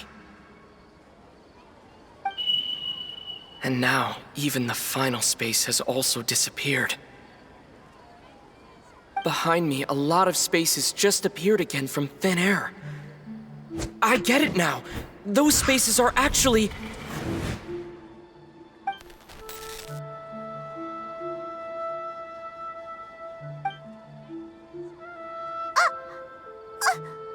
Why did the message end right there? What did the Traveler want to say? What are those spaces? Probably because yesterday just happened to end at that moment. Oh, right. Paimon did hear a beep from the Akasha. Did it come from here or from the message? The message. It should have come from the Traveler's Akasha terminal. After the beep, Traveler said even the final space has also disappeared. Traveler, what do you think that final space could have been?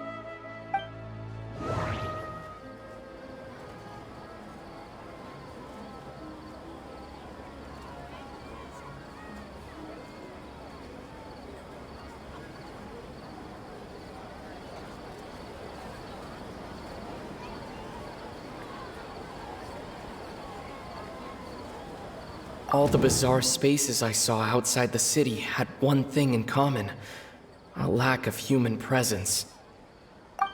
That doesn't sound right. Was that space actually the real world? But wouldn't a real space just randomly disappearing like that be catastrophic?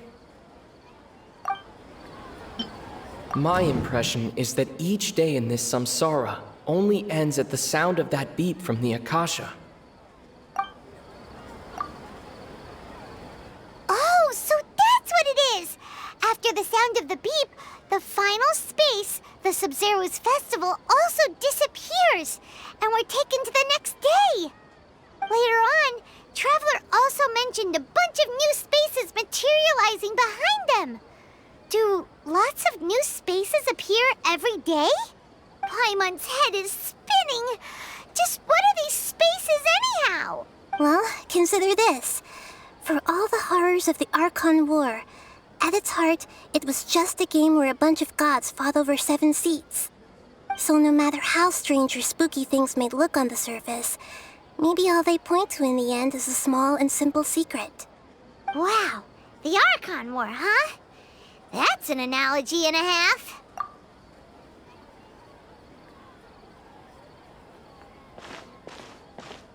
Hey, where are you going?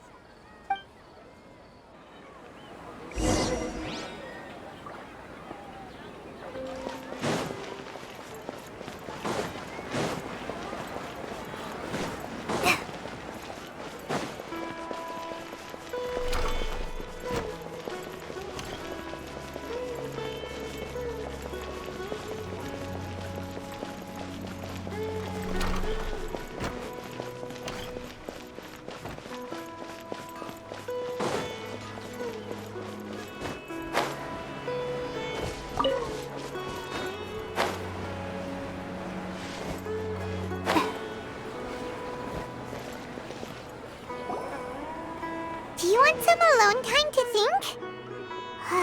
Alright then, Paimon won't disturb you.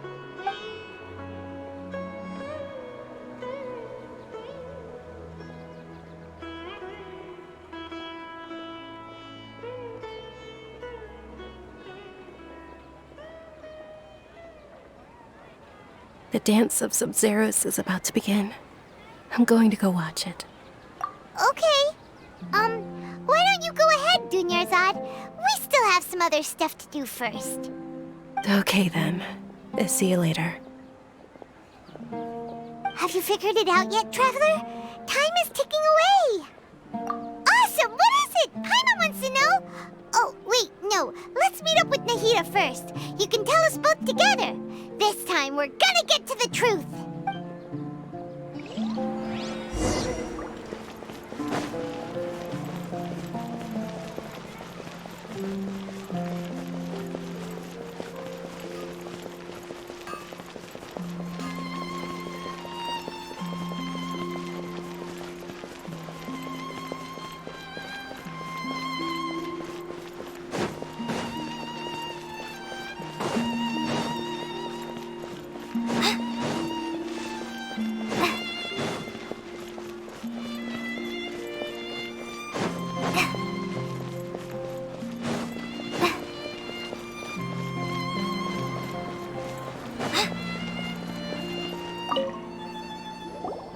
You're back! I've been waiting forever for you two. Judging by the looks on your faces, are you ready to take your Sub-Zero's exam and graduate from the festival? Okay, first off, have you discovered the hidden truth? Okay, Nahida said the Akasha relies on the power of a gnosis to operate, as it is the manifestation of the God of Wisdom's power. It compiles the wisdom of the entire populace, and it grants knowledge to the people. People in Sumeru don't dream. What a strange phenomenon.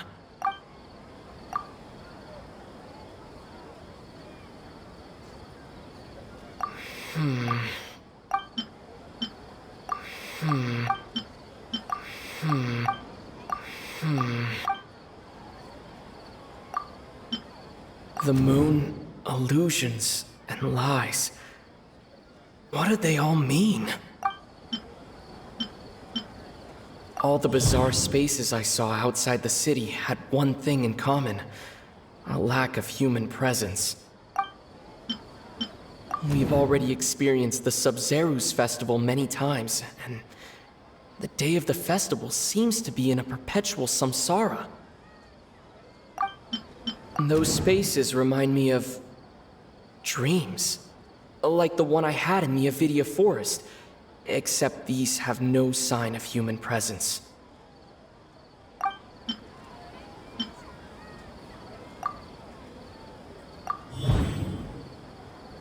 We are all in a dream.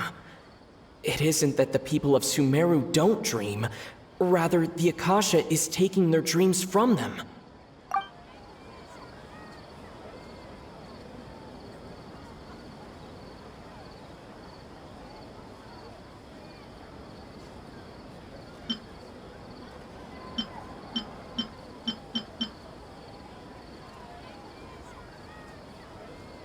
That doesn't sound right.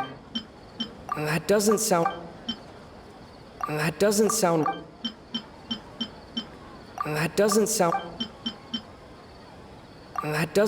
right. People in Sumeru think they don't dream, but the truth is the Akasha steals their dreams without them knowing it. And those spaces with no human presence are stolen dreams without their host. That would explain why they sounded so weird when he was trying to describe them. Huh. So people in Sumeru do dream after all. In fact, we're all in one big dream together right now. Correct answer. Now, how did you conclude that the Akasha is capable of this? The Akasha relies on the power of a gnosis to operate.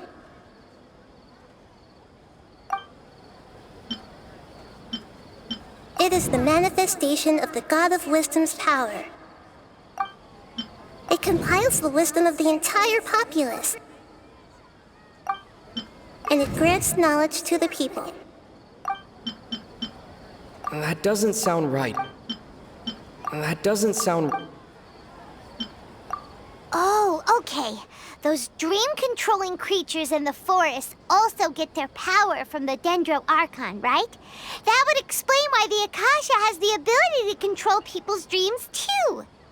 But is stealing everyone's dreams really how the Akasha compiles their wisdom?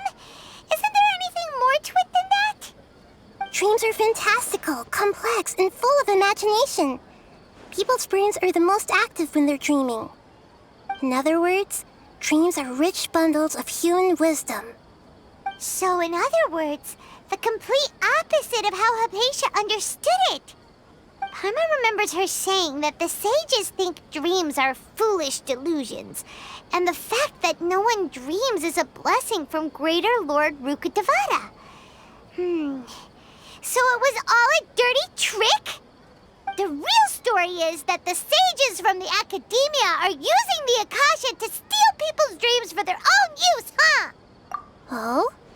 By the sounds of it, you understand the current situation pretty well. So then, what about the Samsara? The beep is a prompt tone for Akasha operations. We still hear it every night, even though we removed our Akasha terminals. Those spaces kept disappearing before my eyes. But as soon as that beep sounded, many more spaces materialized. Those dreamscapes kept vanishing, but as soon as that beep sounded, more new spaces appeared.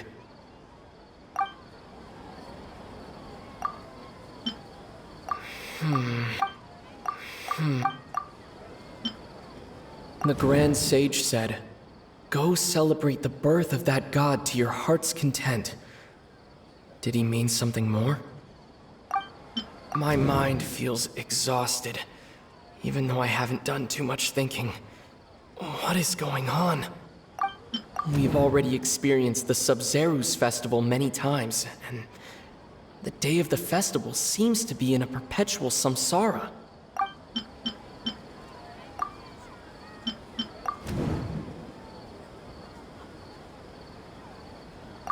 Correct. The Akasha is keeping each person's brain in a constant dream state, but also separating their consciousness from their own dream.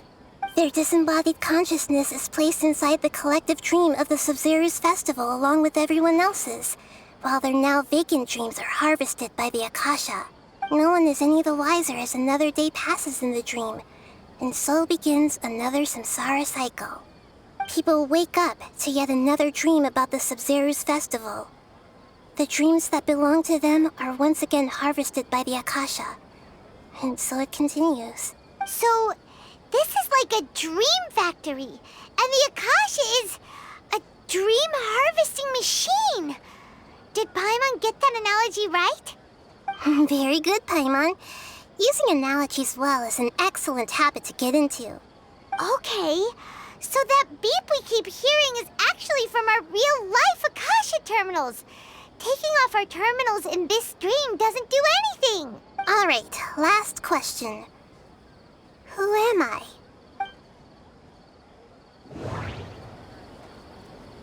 They say that alchemical divination is the Dendro Archon's divine revelation. So then, if Nahida has referred to herself as the moon... So you noticed. I thought that one would be the hardest question. That's why I put it last. That wasn't hard at all. Even Paimon guessed that. Everything about you is different. We just didn't want to expose you is all. Now that you mention it, Nahida, you've been hinting to us since the very beginning. It's funny. Thinking back to when we were asking all over the place for info about Lesser Lord Kusanali, Paimon didn't expect to meet you like this. Yes, those can wait until we're back in real life. On the other hand, I'd be happy to answer any more questions you have about here and now. You asked me this question before. My answer was, it would literally blow your minds. Now that you know this is all a dream, this answer should hopefully make more sense. Have you heard the saying, don't wake a sleepwalker? Likewise, if someone suddenly had told you all this instead of you learning it on your own, your notion of reality and dream would be thrown into irreversible confusion. I couldn't expose you to that kind of risk. That's why I could only give you very subtle hints and some suggestions. Long story short, I'm really sorry I had to keep you guessing. Firstly, this dream we're in is completely based on reality. People have already experienced this Sabzeruz festival, so it would be very difficult for them to find anything that strikes them as surreal. Secondly, you're probably wondering why people don't have any memories from earlier samsara, right? That's because people don't remember their dreams most of the time anyway.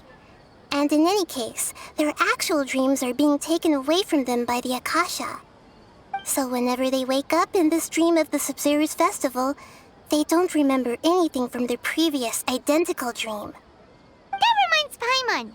Traveler had a dream when we were in the Avidia forest, but couldn't see what it was about after waking up. Is that an example of what you mean? Yes. Only after receiving the blessing of Dendril can a person gain the Dendril element's dream-enhancing power. That explains the feelings of déjà vu. Meanwhile, everyone else has no idea that they are in the Sabzeruz Festival Samsara, while their dreams are stolen from them over and over again. Can humans really keep dreaming forever like this? Will it ever end? And if so, when? We might say your mental fatigue has already answered this question. Eventually, there's only so much that people can tolerate, especially those whose health is compromised to begin with, like Dunyarzad. This relentless exploitation takes an even harder toll on them. People's lives are at stake here, and nobody knows a thing! We've got to put a stop to this! I know, right?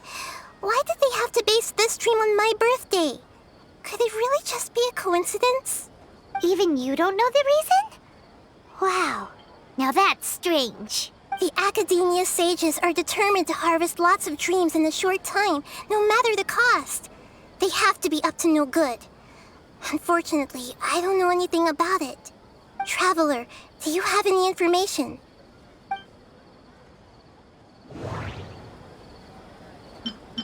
The Grand Sage said, "Go celebrate the birth of that god to your heart's content." Did he mean something more? Celebrate the birth of that god? Could it mean...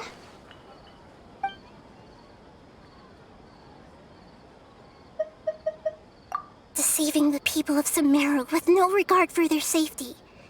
No matter what they're trying to do, this is unforgivable. After we end the Sabzeruz Festival Samsara, we have to look into them. How can the sages of the Academia do this behind their Archon's back?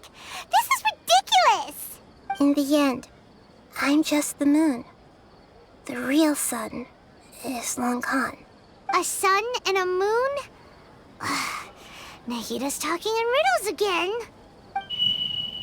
Oh, we're out of time today! I'll tell you how to break free of the samsara tomorrow. See you then.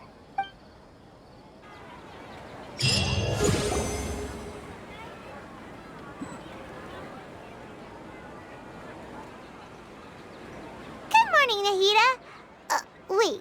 Now that Paimon remembers everything, should we instead say good morning, Lesser Lord Kusanali?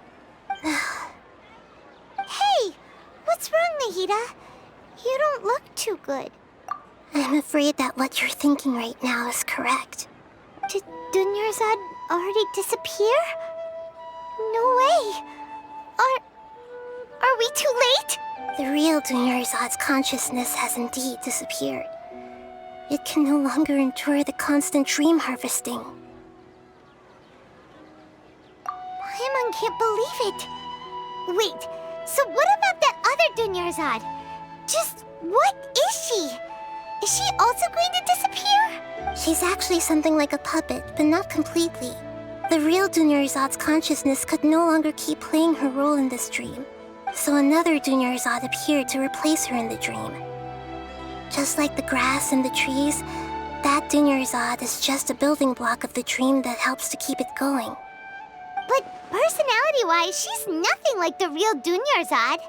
Puppets are stiff and can't copy a living person's vitality. After all, they're just there as filler.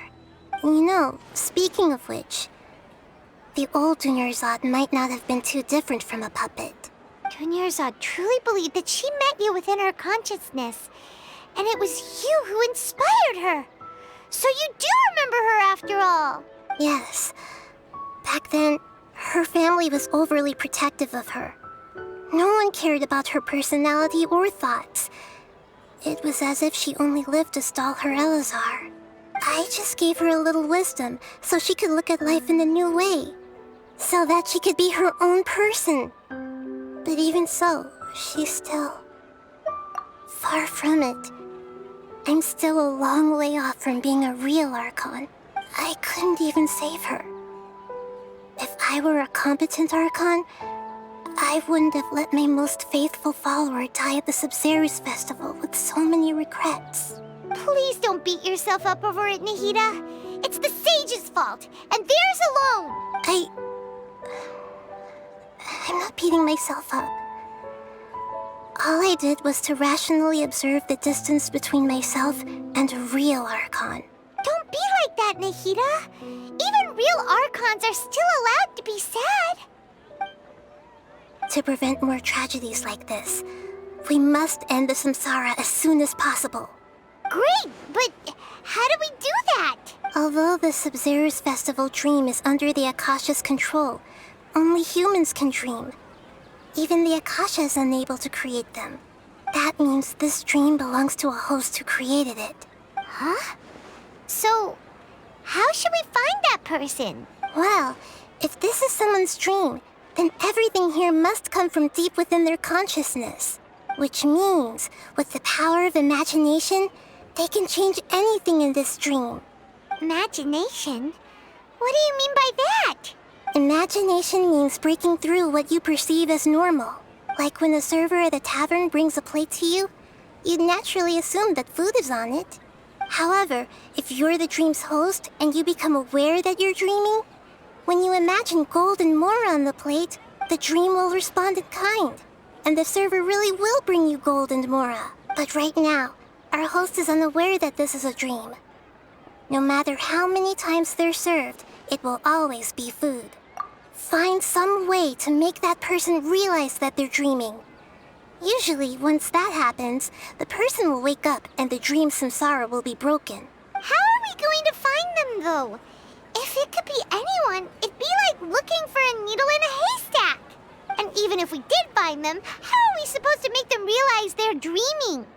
After all, like you said, don't wake a sleepwalker. It's extremely difficult, yes. But the only ones who can do it are you two.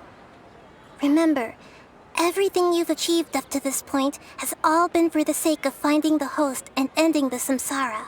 As for me, during this time, I'll be out of town. Out of town? Are you going to that place full of dreams where the traveler went? Yes. I want to try something. There must still be a small wisp of possibility. Hurry and go. Dreams are supposed to be fantastical, romantic, and full of pleasant surprises. Unnecessary things like this samsara need to end. Paimon's still a little upset that we've come this far only for Dunyarzad to... She was such a good person, with such a simple wish. But fate was against her. Yeah, saving Dunyarzad is what kept us going this whole time. But we mustn't lose hope, Traveler. Dunyarzad would definitely want to see us save everyone else. So let's break the samsara for her sake. Paimon's wondering, do you think the sages would get one of their own to be the host of this stream? Feels like it would be easier to control it that way, no? Huh. That's true. Plus, Plus, the sages probably weren't counting on there being other factors beyond their control, like Nahida and us. So, who do you think the host of the dream is? Oh, that would make sense.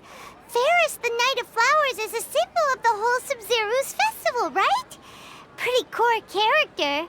Let's go ask him some questions, shall we?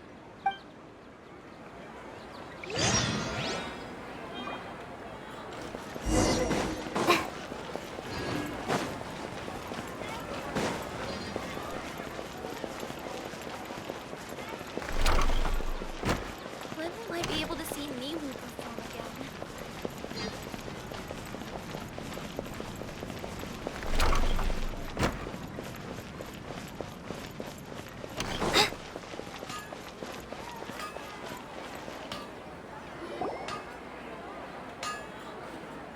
You're back. You left in a hurry last time. Is everything okay? Everything's fine, just, it's a little hard to explain. Would you mind taking part in a little experiment with us? An experiment? That came out of nowhere. I'm listening, though. What do you need me to do? Could you make a wish? You want me to make a wish? Is that a new Sub-Zero's festival tradition or something? Less questions, more wishing! Okay. My wish. Okay. I'm a little nervous saying this out loud, but I want Miss Dunyarzad to be happy. Oh. I noticed earlier that she looked a bit down, and she wasn't really talking to anyone. She just doesn't seem like herself. She's always so gentle and kind, and all the kids love her. I've also wondered if the reason she asked me to be Ferris Knight of Flowers is because I'm special to her, or something. So, you have a crush on Dunyarzad? Oh, is it that obvious? After what I just said, I guess it is. When she placed the hat of the Knight of Flowers onto my head, she said to me, I want everyone to have a happy Sub-Zero's festival. What she didn't realize was that I'm not that interested in how everyone else feels. In that moment, I just wanted to be her Knight of Flowers for the rest of my life. 50 years? 100 years? I'll serve her till the end of time. Okay, yeah, that was a bit much. Felt like the right moment to get it off my chest, but that was pretty embarrassing. Okay, I'm ready to make my wish. I would like Miss Dunyarzad to appear in front of me right now with a smile on her face. Here goes. Please come true. I'm gonna open my eyes. Oh, you're... What? Faki? Sorry, but only one portion of Yalda candies per person. Back home you go. Nice try, you two. Anyway, never mind. I don't need to see her appear right in front of me. As long as she's happy. Guess he isn't the host of this dream after all. Should have expected it wouldn't be this easy.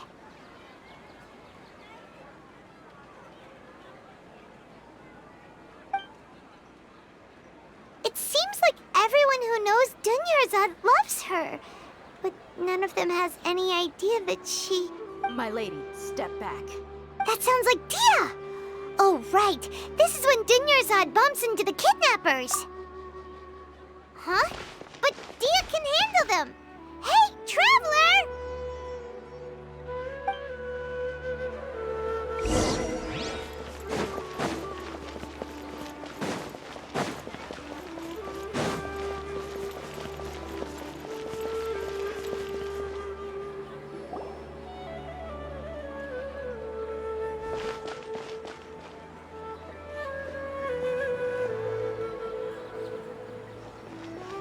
Oh, it's you. Great timing. Please take...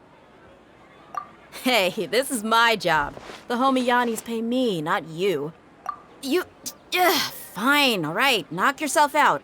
Why are you so worked up anyway? It's not like I don't trust your fighting skills. Anyway, watch yourself.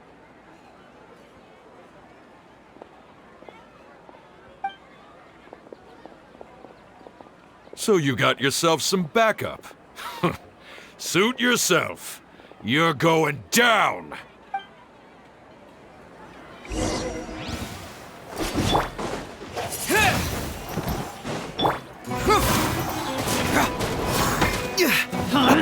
Freeze! Try to keep up! Wind blade!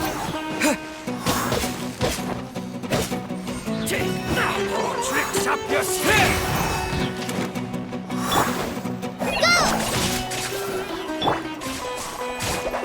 Wind blade! Where do you think you're going? Cool it!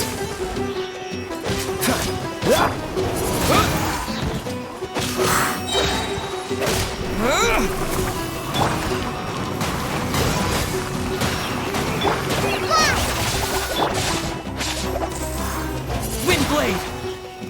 Following orders. Confess! Fallen Amber, help!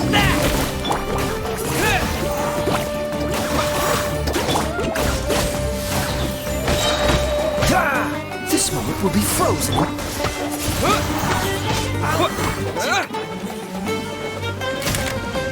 Wind blade!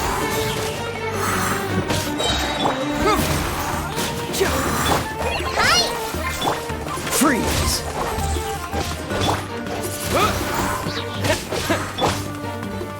Cool it!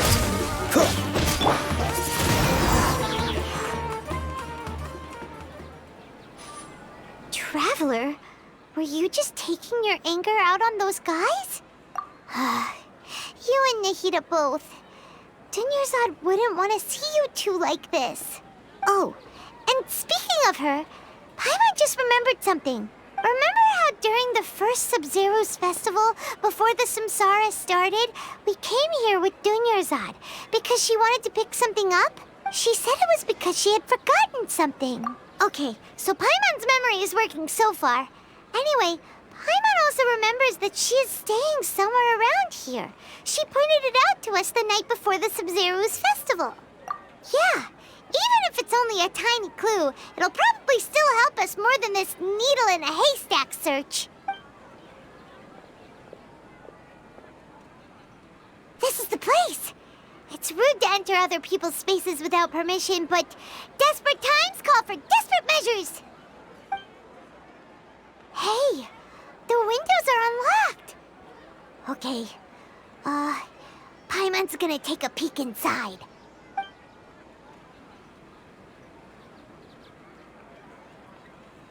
This was only a temporary residence, so there was pretty much nothing inside except this book on the table. Should we open it?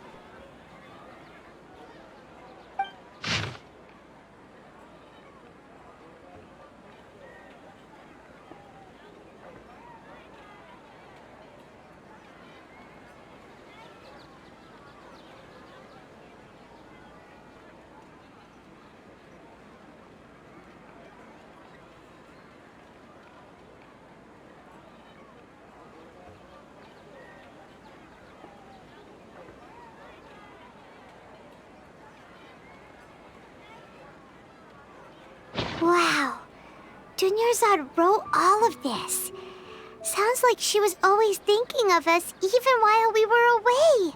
Even though she was also busy preparing for the Sub-Zero's festival and had all her health problems to worry about. She must have wanted to give this to us as a gift on the day of the Sub-Zero's festival, right? If we hadn't found this book, we never would have known. But now that we know, we can't even thank her. Hey! Where are you off to now?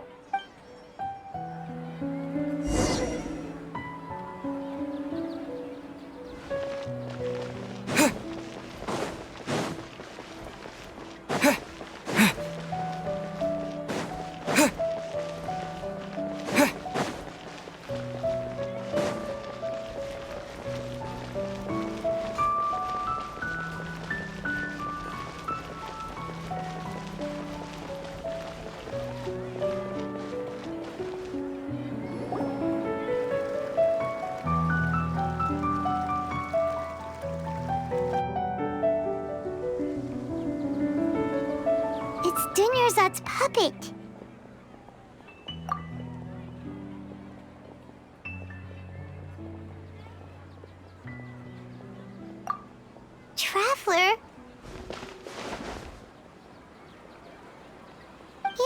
exhausted.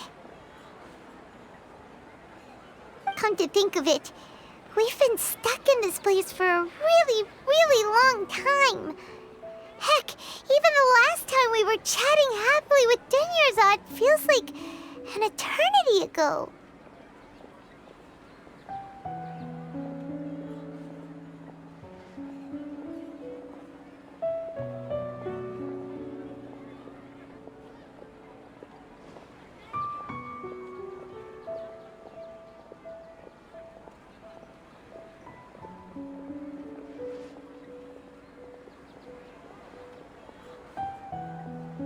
Paimon still remembers when we were sitting here, and the way her eyes sparkled when she talked about Nilou's dance of Sub-Zerus.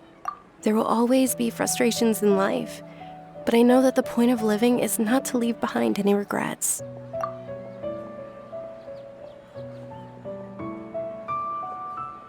That was what the real Dunyarzad said, wasn't it? Does that mean... Yes, Traveler. What is it? Oh, so she's still just a puppet. But just now, how come... What? Where are we going this time?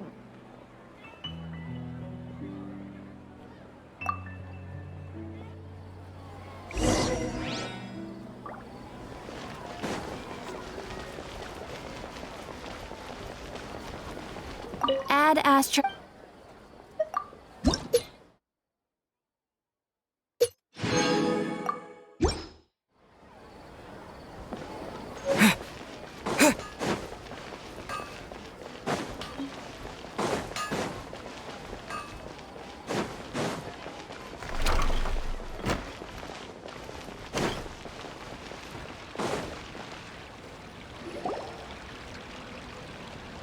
If you continue to resist, we will have to order an investigation into every single event organized. The Grand Sage has already granted you much leniency. I advise that you exercise tact. How did things turn out like this?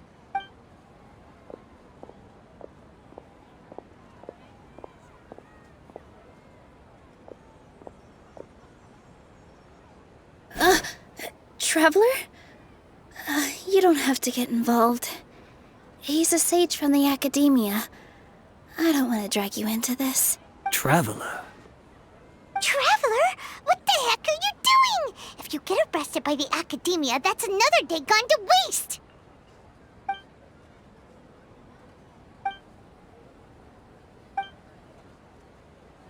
Wait, they're not reacting. Have they been scared stiff? Oh, of course! If this is the Sage's plan, they wouldn't put themselves through this. So they're just substitutes. What is this? What happened to the Grand Sage and his entourage?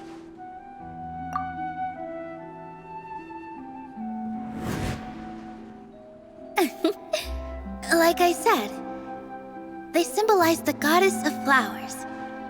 It's just a shame that all the real Patisaras went extinct after her death. Yes. The Greater Lord brought forth new Patisaras in memory of the goddess of flowers.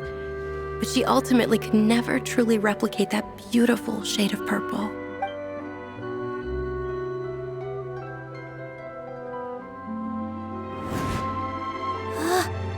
That beautiful shade of purple. Aren't these flowers real Patisaras? Just like the ones from the legend? I didn't even notice! Dunyarzad, did you find these? But didn't you just say all the real flowers went extinct after the goddess of flowers passed away? So, how? Yeah. What's going on here? Huh? You guys are acting weird. But okay, I'll try.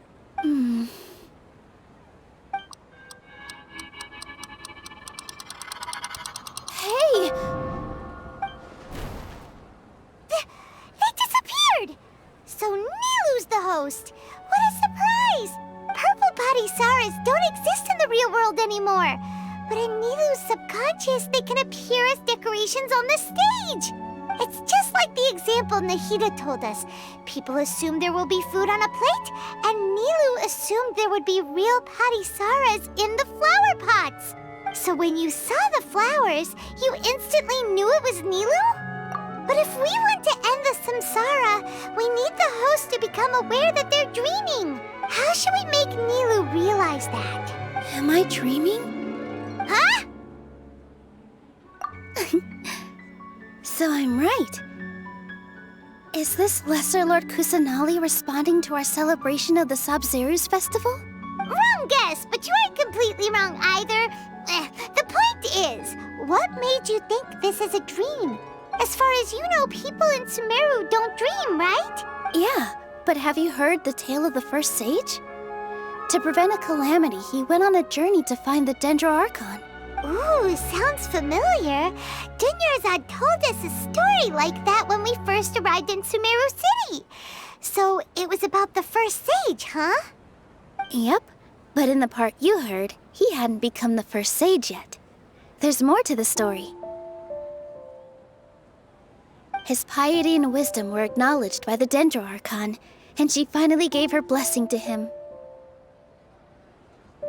All kinds of spectacular scenes appeared in front of the first sage, as if all the knowledge in the world was being painted onto a canvas right before him. He was captivated. After who knows how long, he mastered all the knowledge he could comprehend.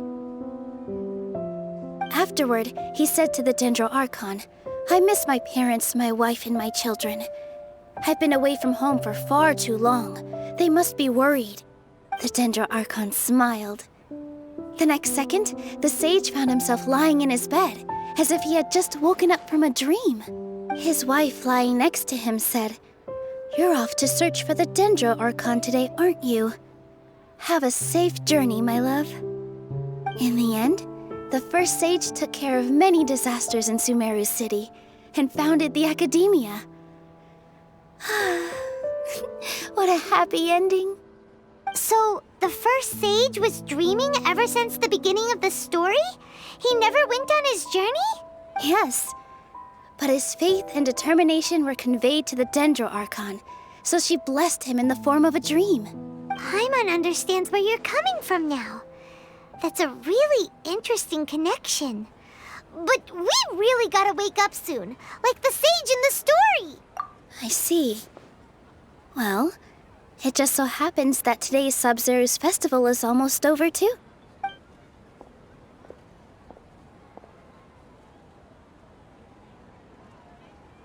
Since we're in a dream, let's make this final dance of Sabzeruz as beautiful as we can.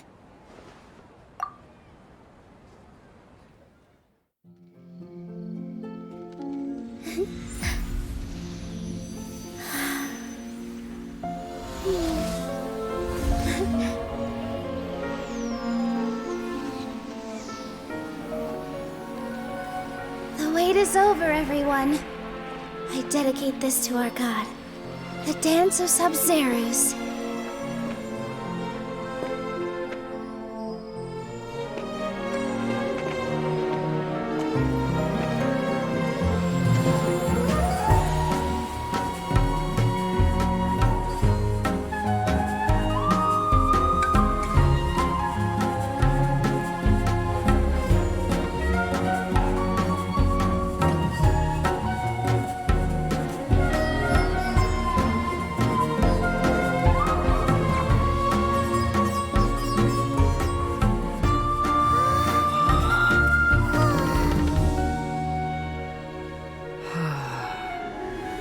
I'd be lying if I said I had no regrets.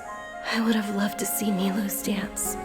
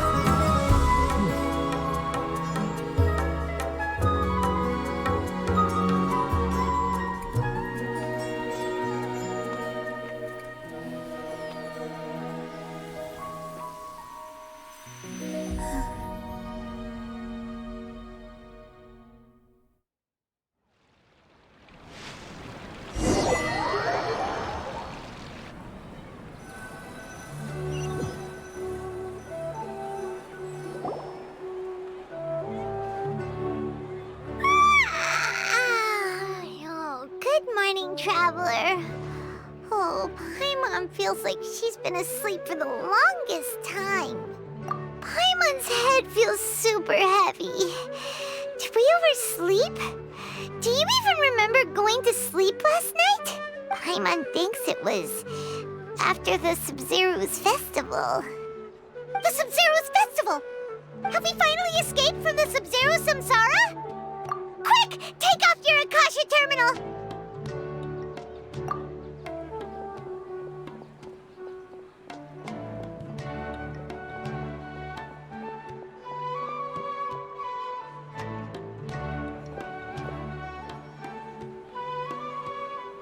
She's not in her room. What happened? Huh? What usual spot?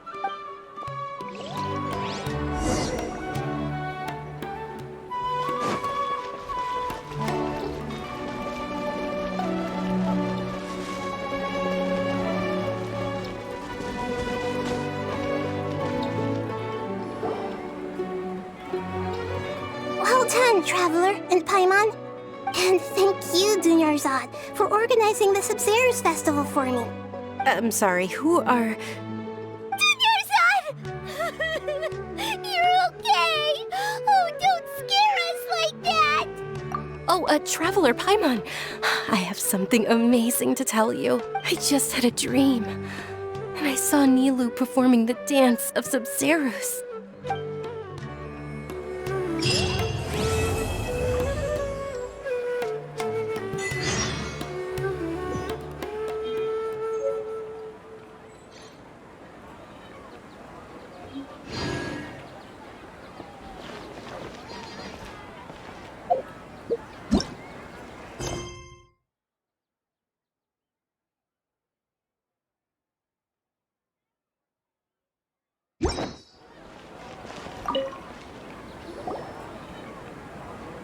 You're actually Nahida, aren't you? Paimon felt like Catherine was acting weird when we met at the Sub-Zero's festival. And... Dunyarzad, did you save her? It's a really long story. We shouldn't disturb her. Her consciousness is still weakened. Let's chat somewhere else. How about by the Traveler's favorite bench?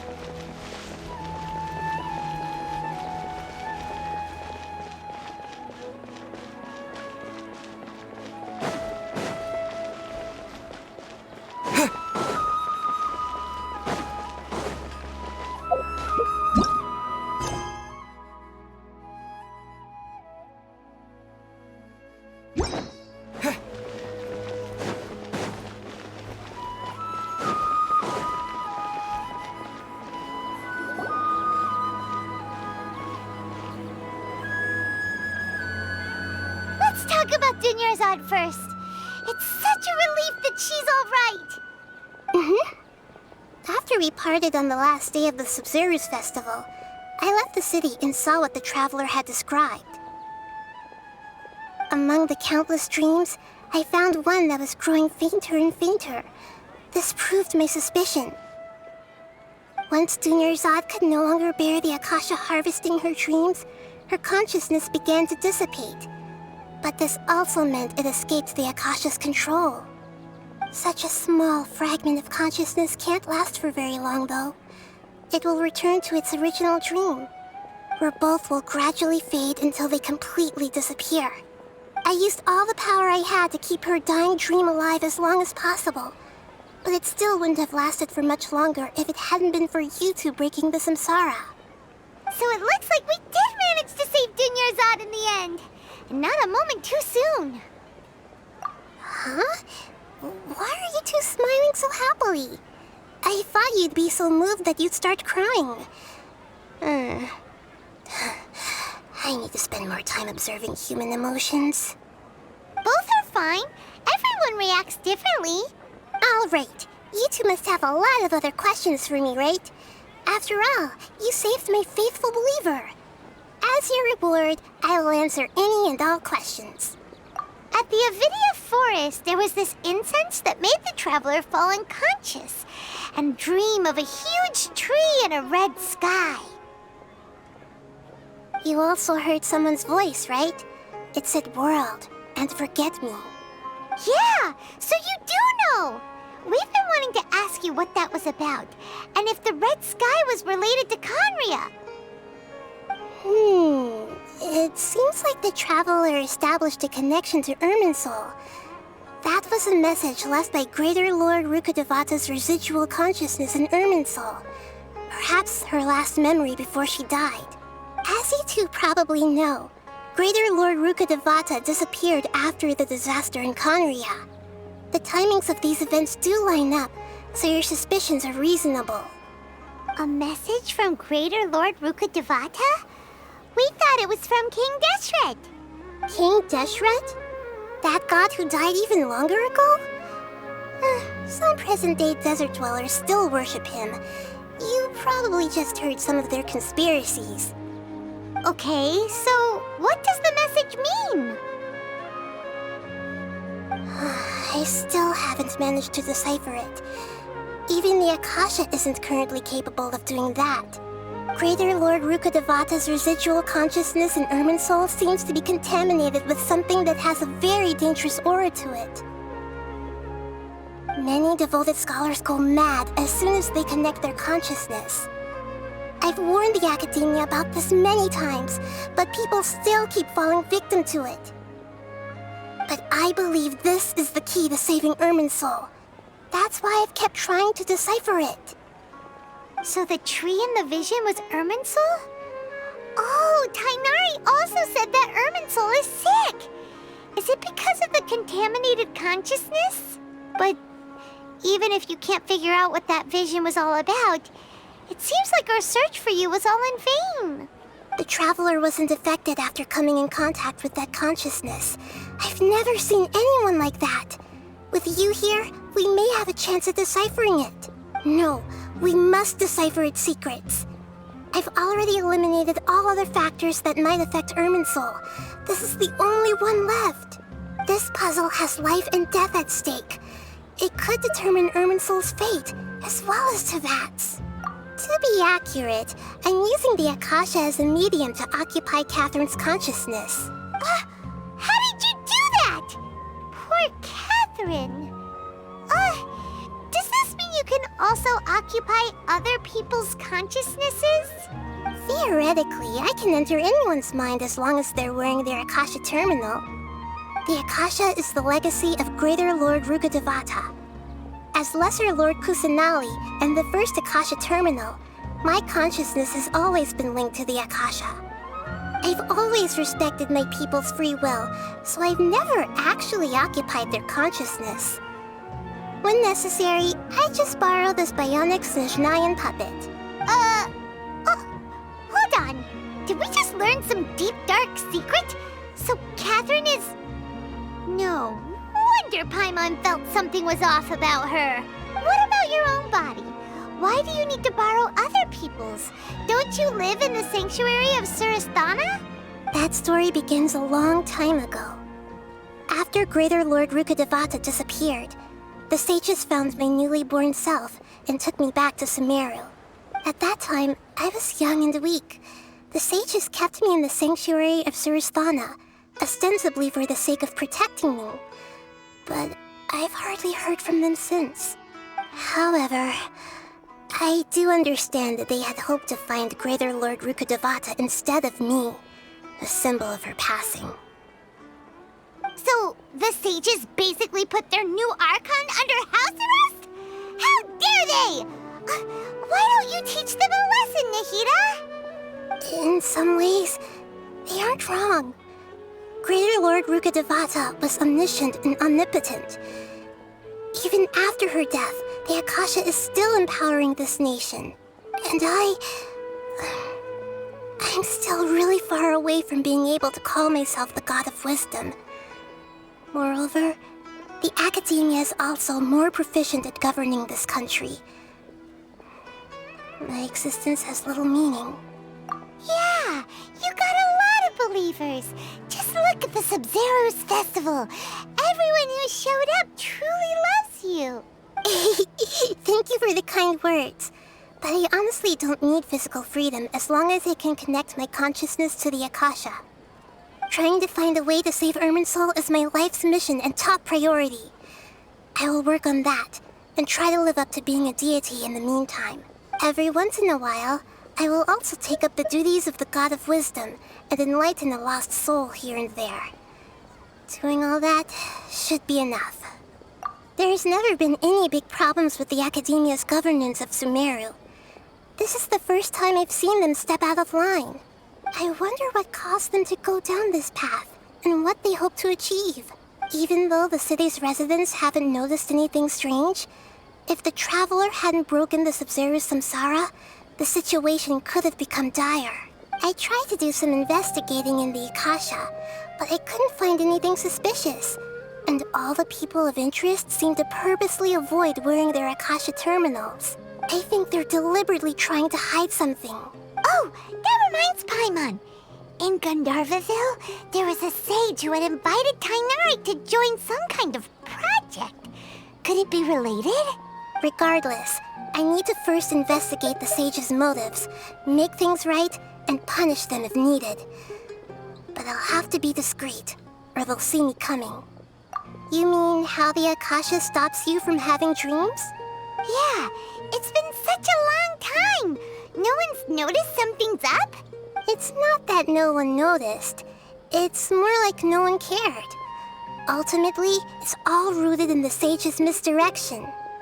Misdirection? The sage has convinced everyone to believe that being unable to dream is a sign of rationality and wisdom. Not dreaming is a badge of honor in Sumeru, even if the truth is that their dreams are being reaped by the Akasha. With their propaganda in place, the sages can maximize their use of the Akasha to facilitate their research. Besides, Greater Lord Rukkhadevata must have created the Akasha in the hopes that it could be used to its full potential. That's why I've never come out strongly against this.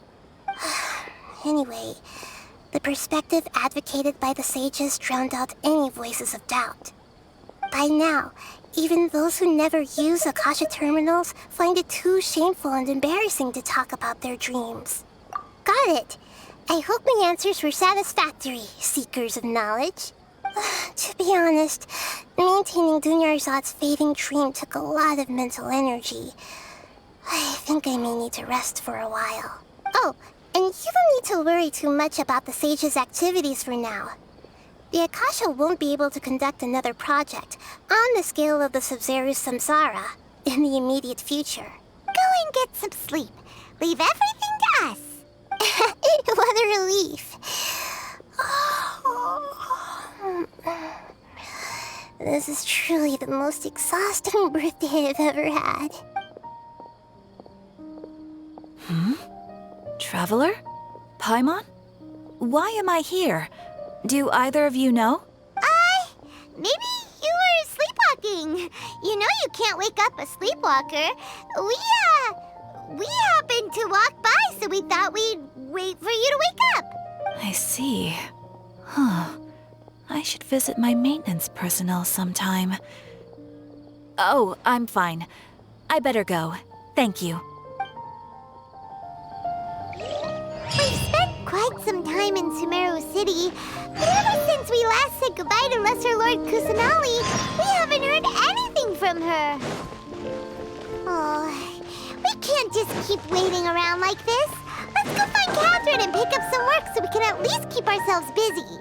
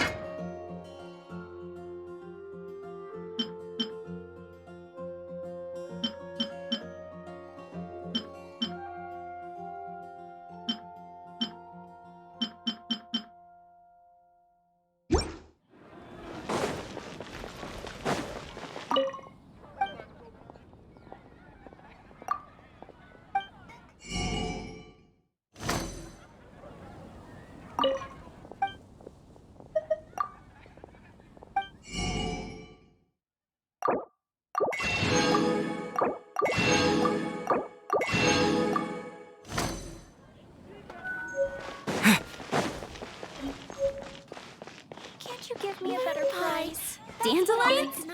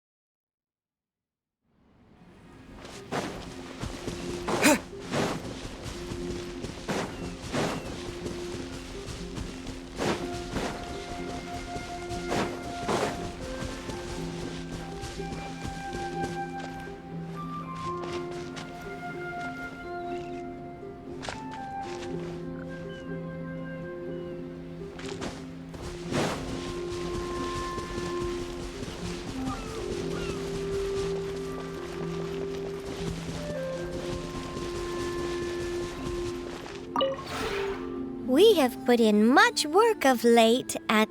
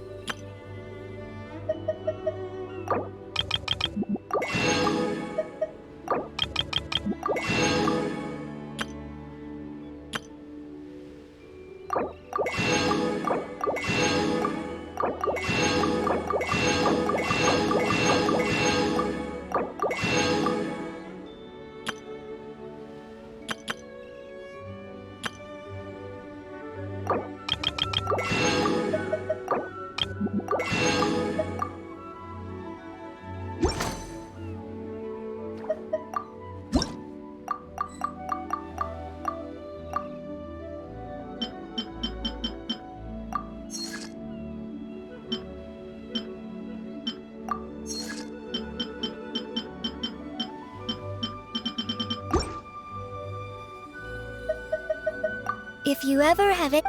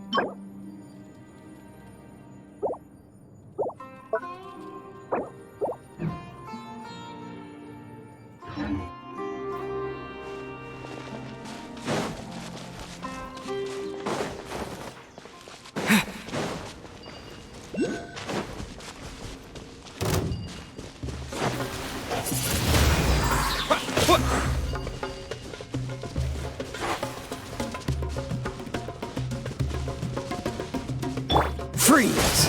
Ha! Ha! Ha! Keep moving!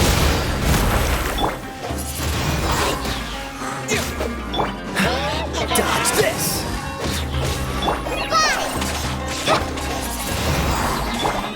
Cool it!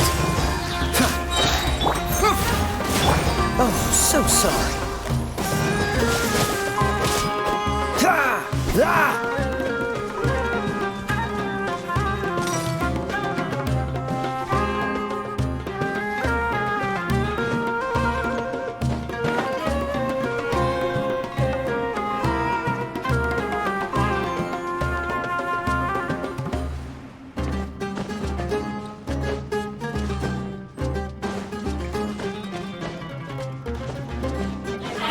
Freeze!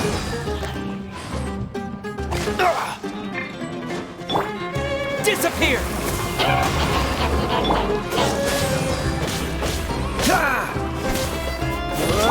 Just like we rehearsed! Wind blade! Dodge this!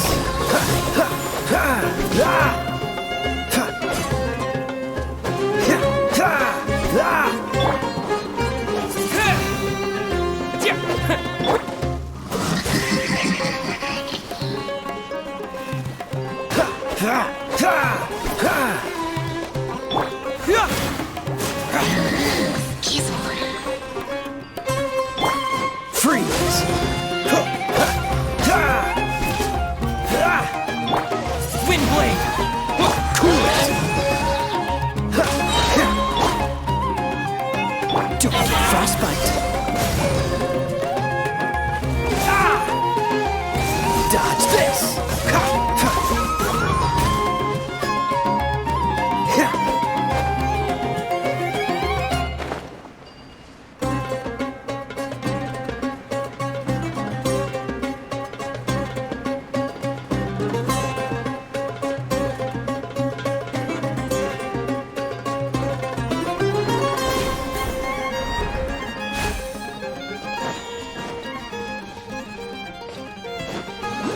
Cool it!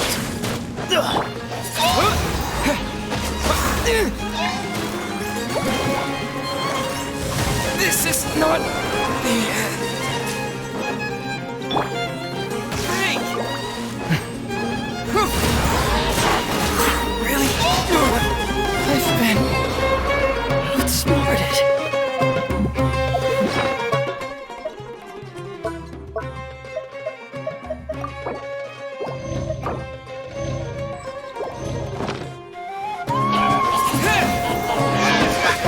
Freeze!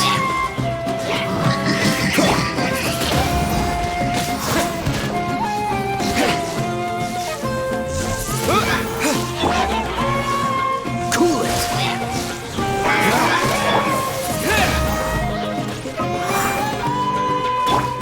Freeze!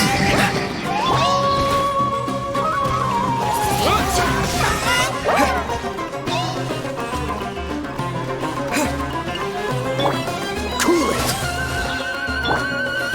Wind blade!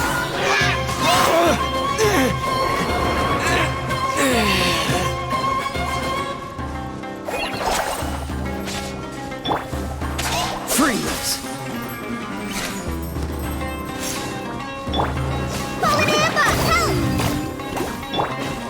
Dodge this! This one will be frozen in time. Freeze!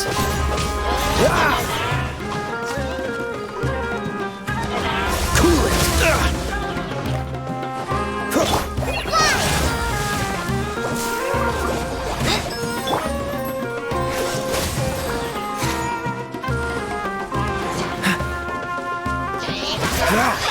Dodge this!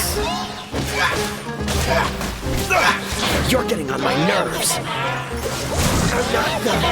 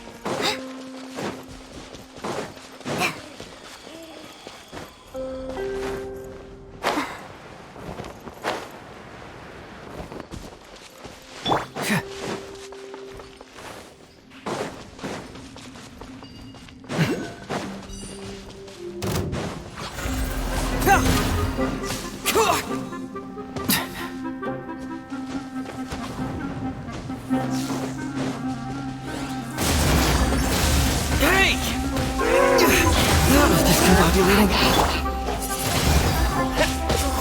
Freeze!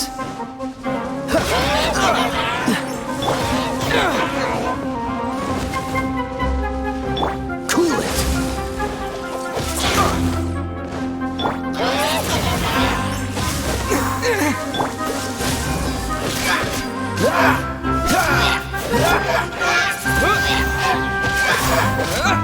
Yeah! Freeze!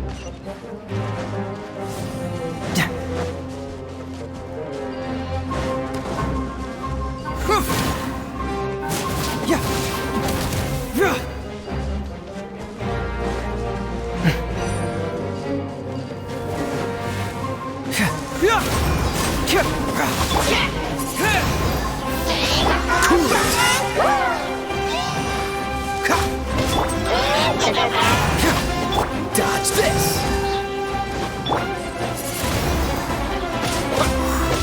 Oh, so sorry. Freeze!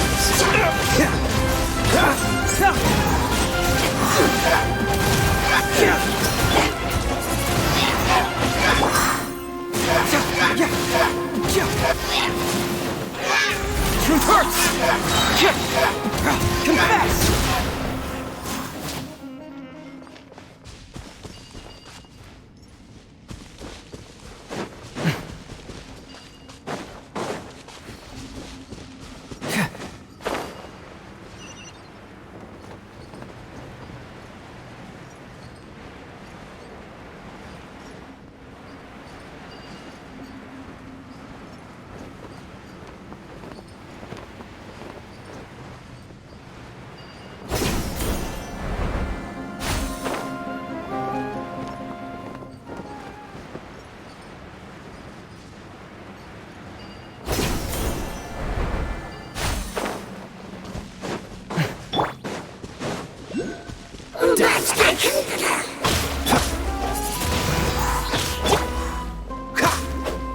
Cool it!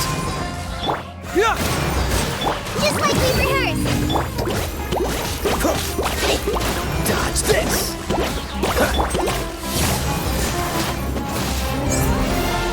Front shot! Wind blade!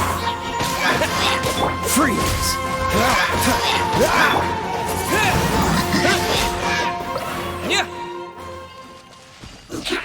Wind blade! Can't move it!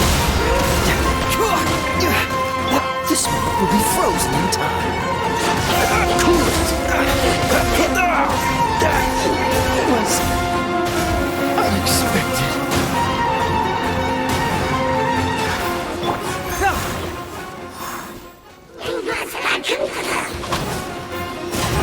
Hey! The truth will come.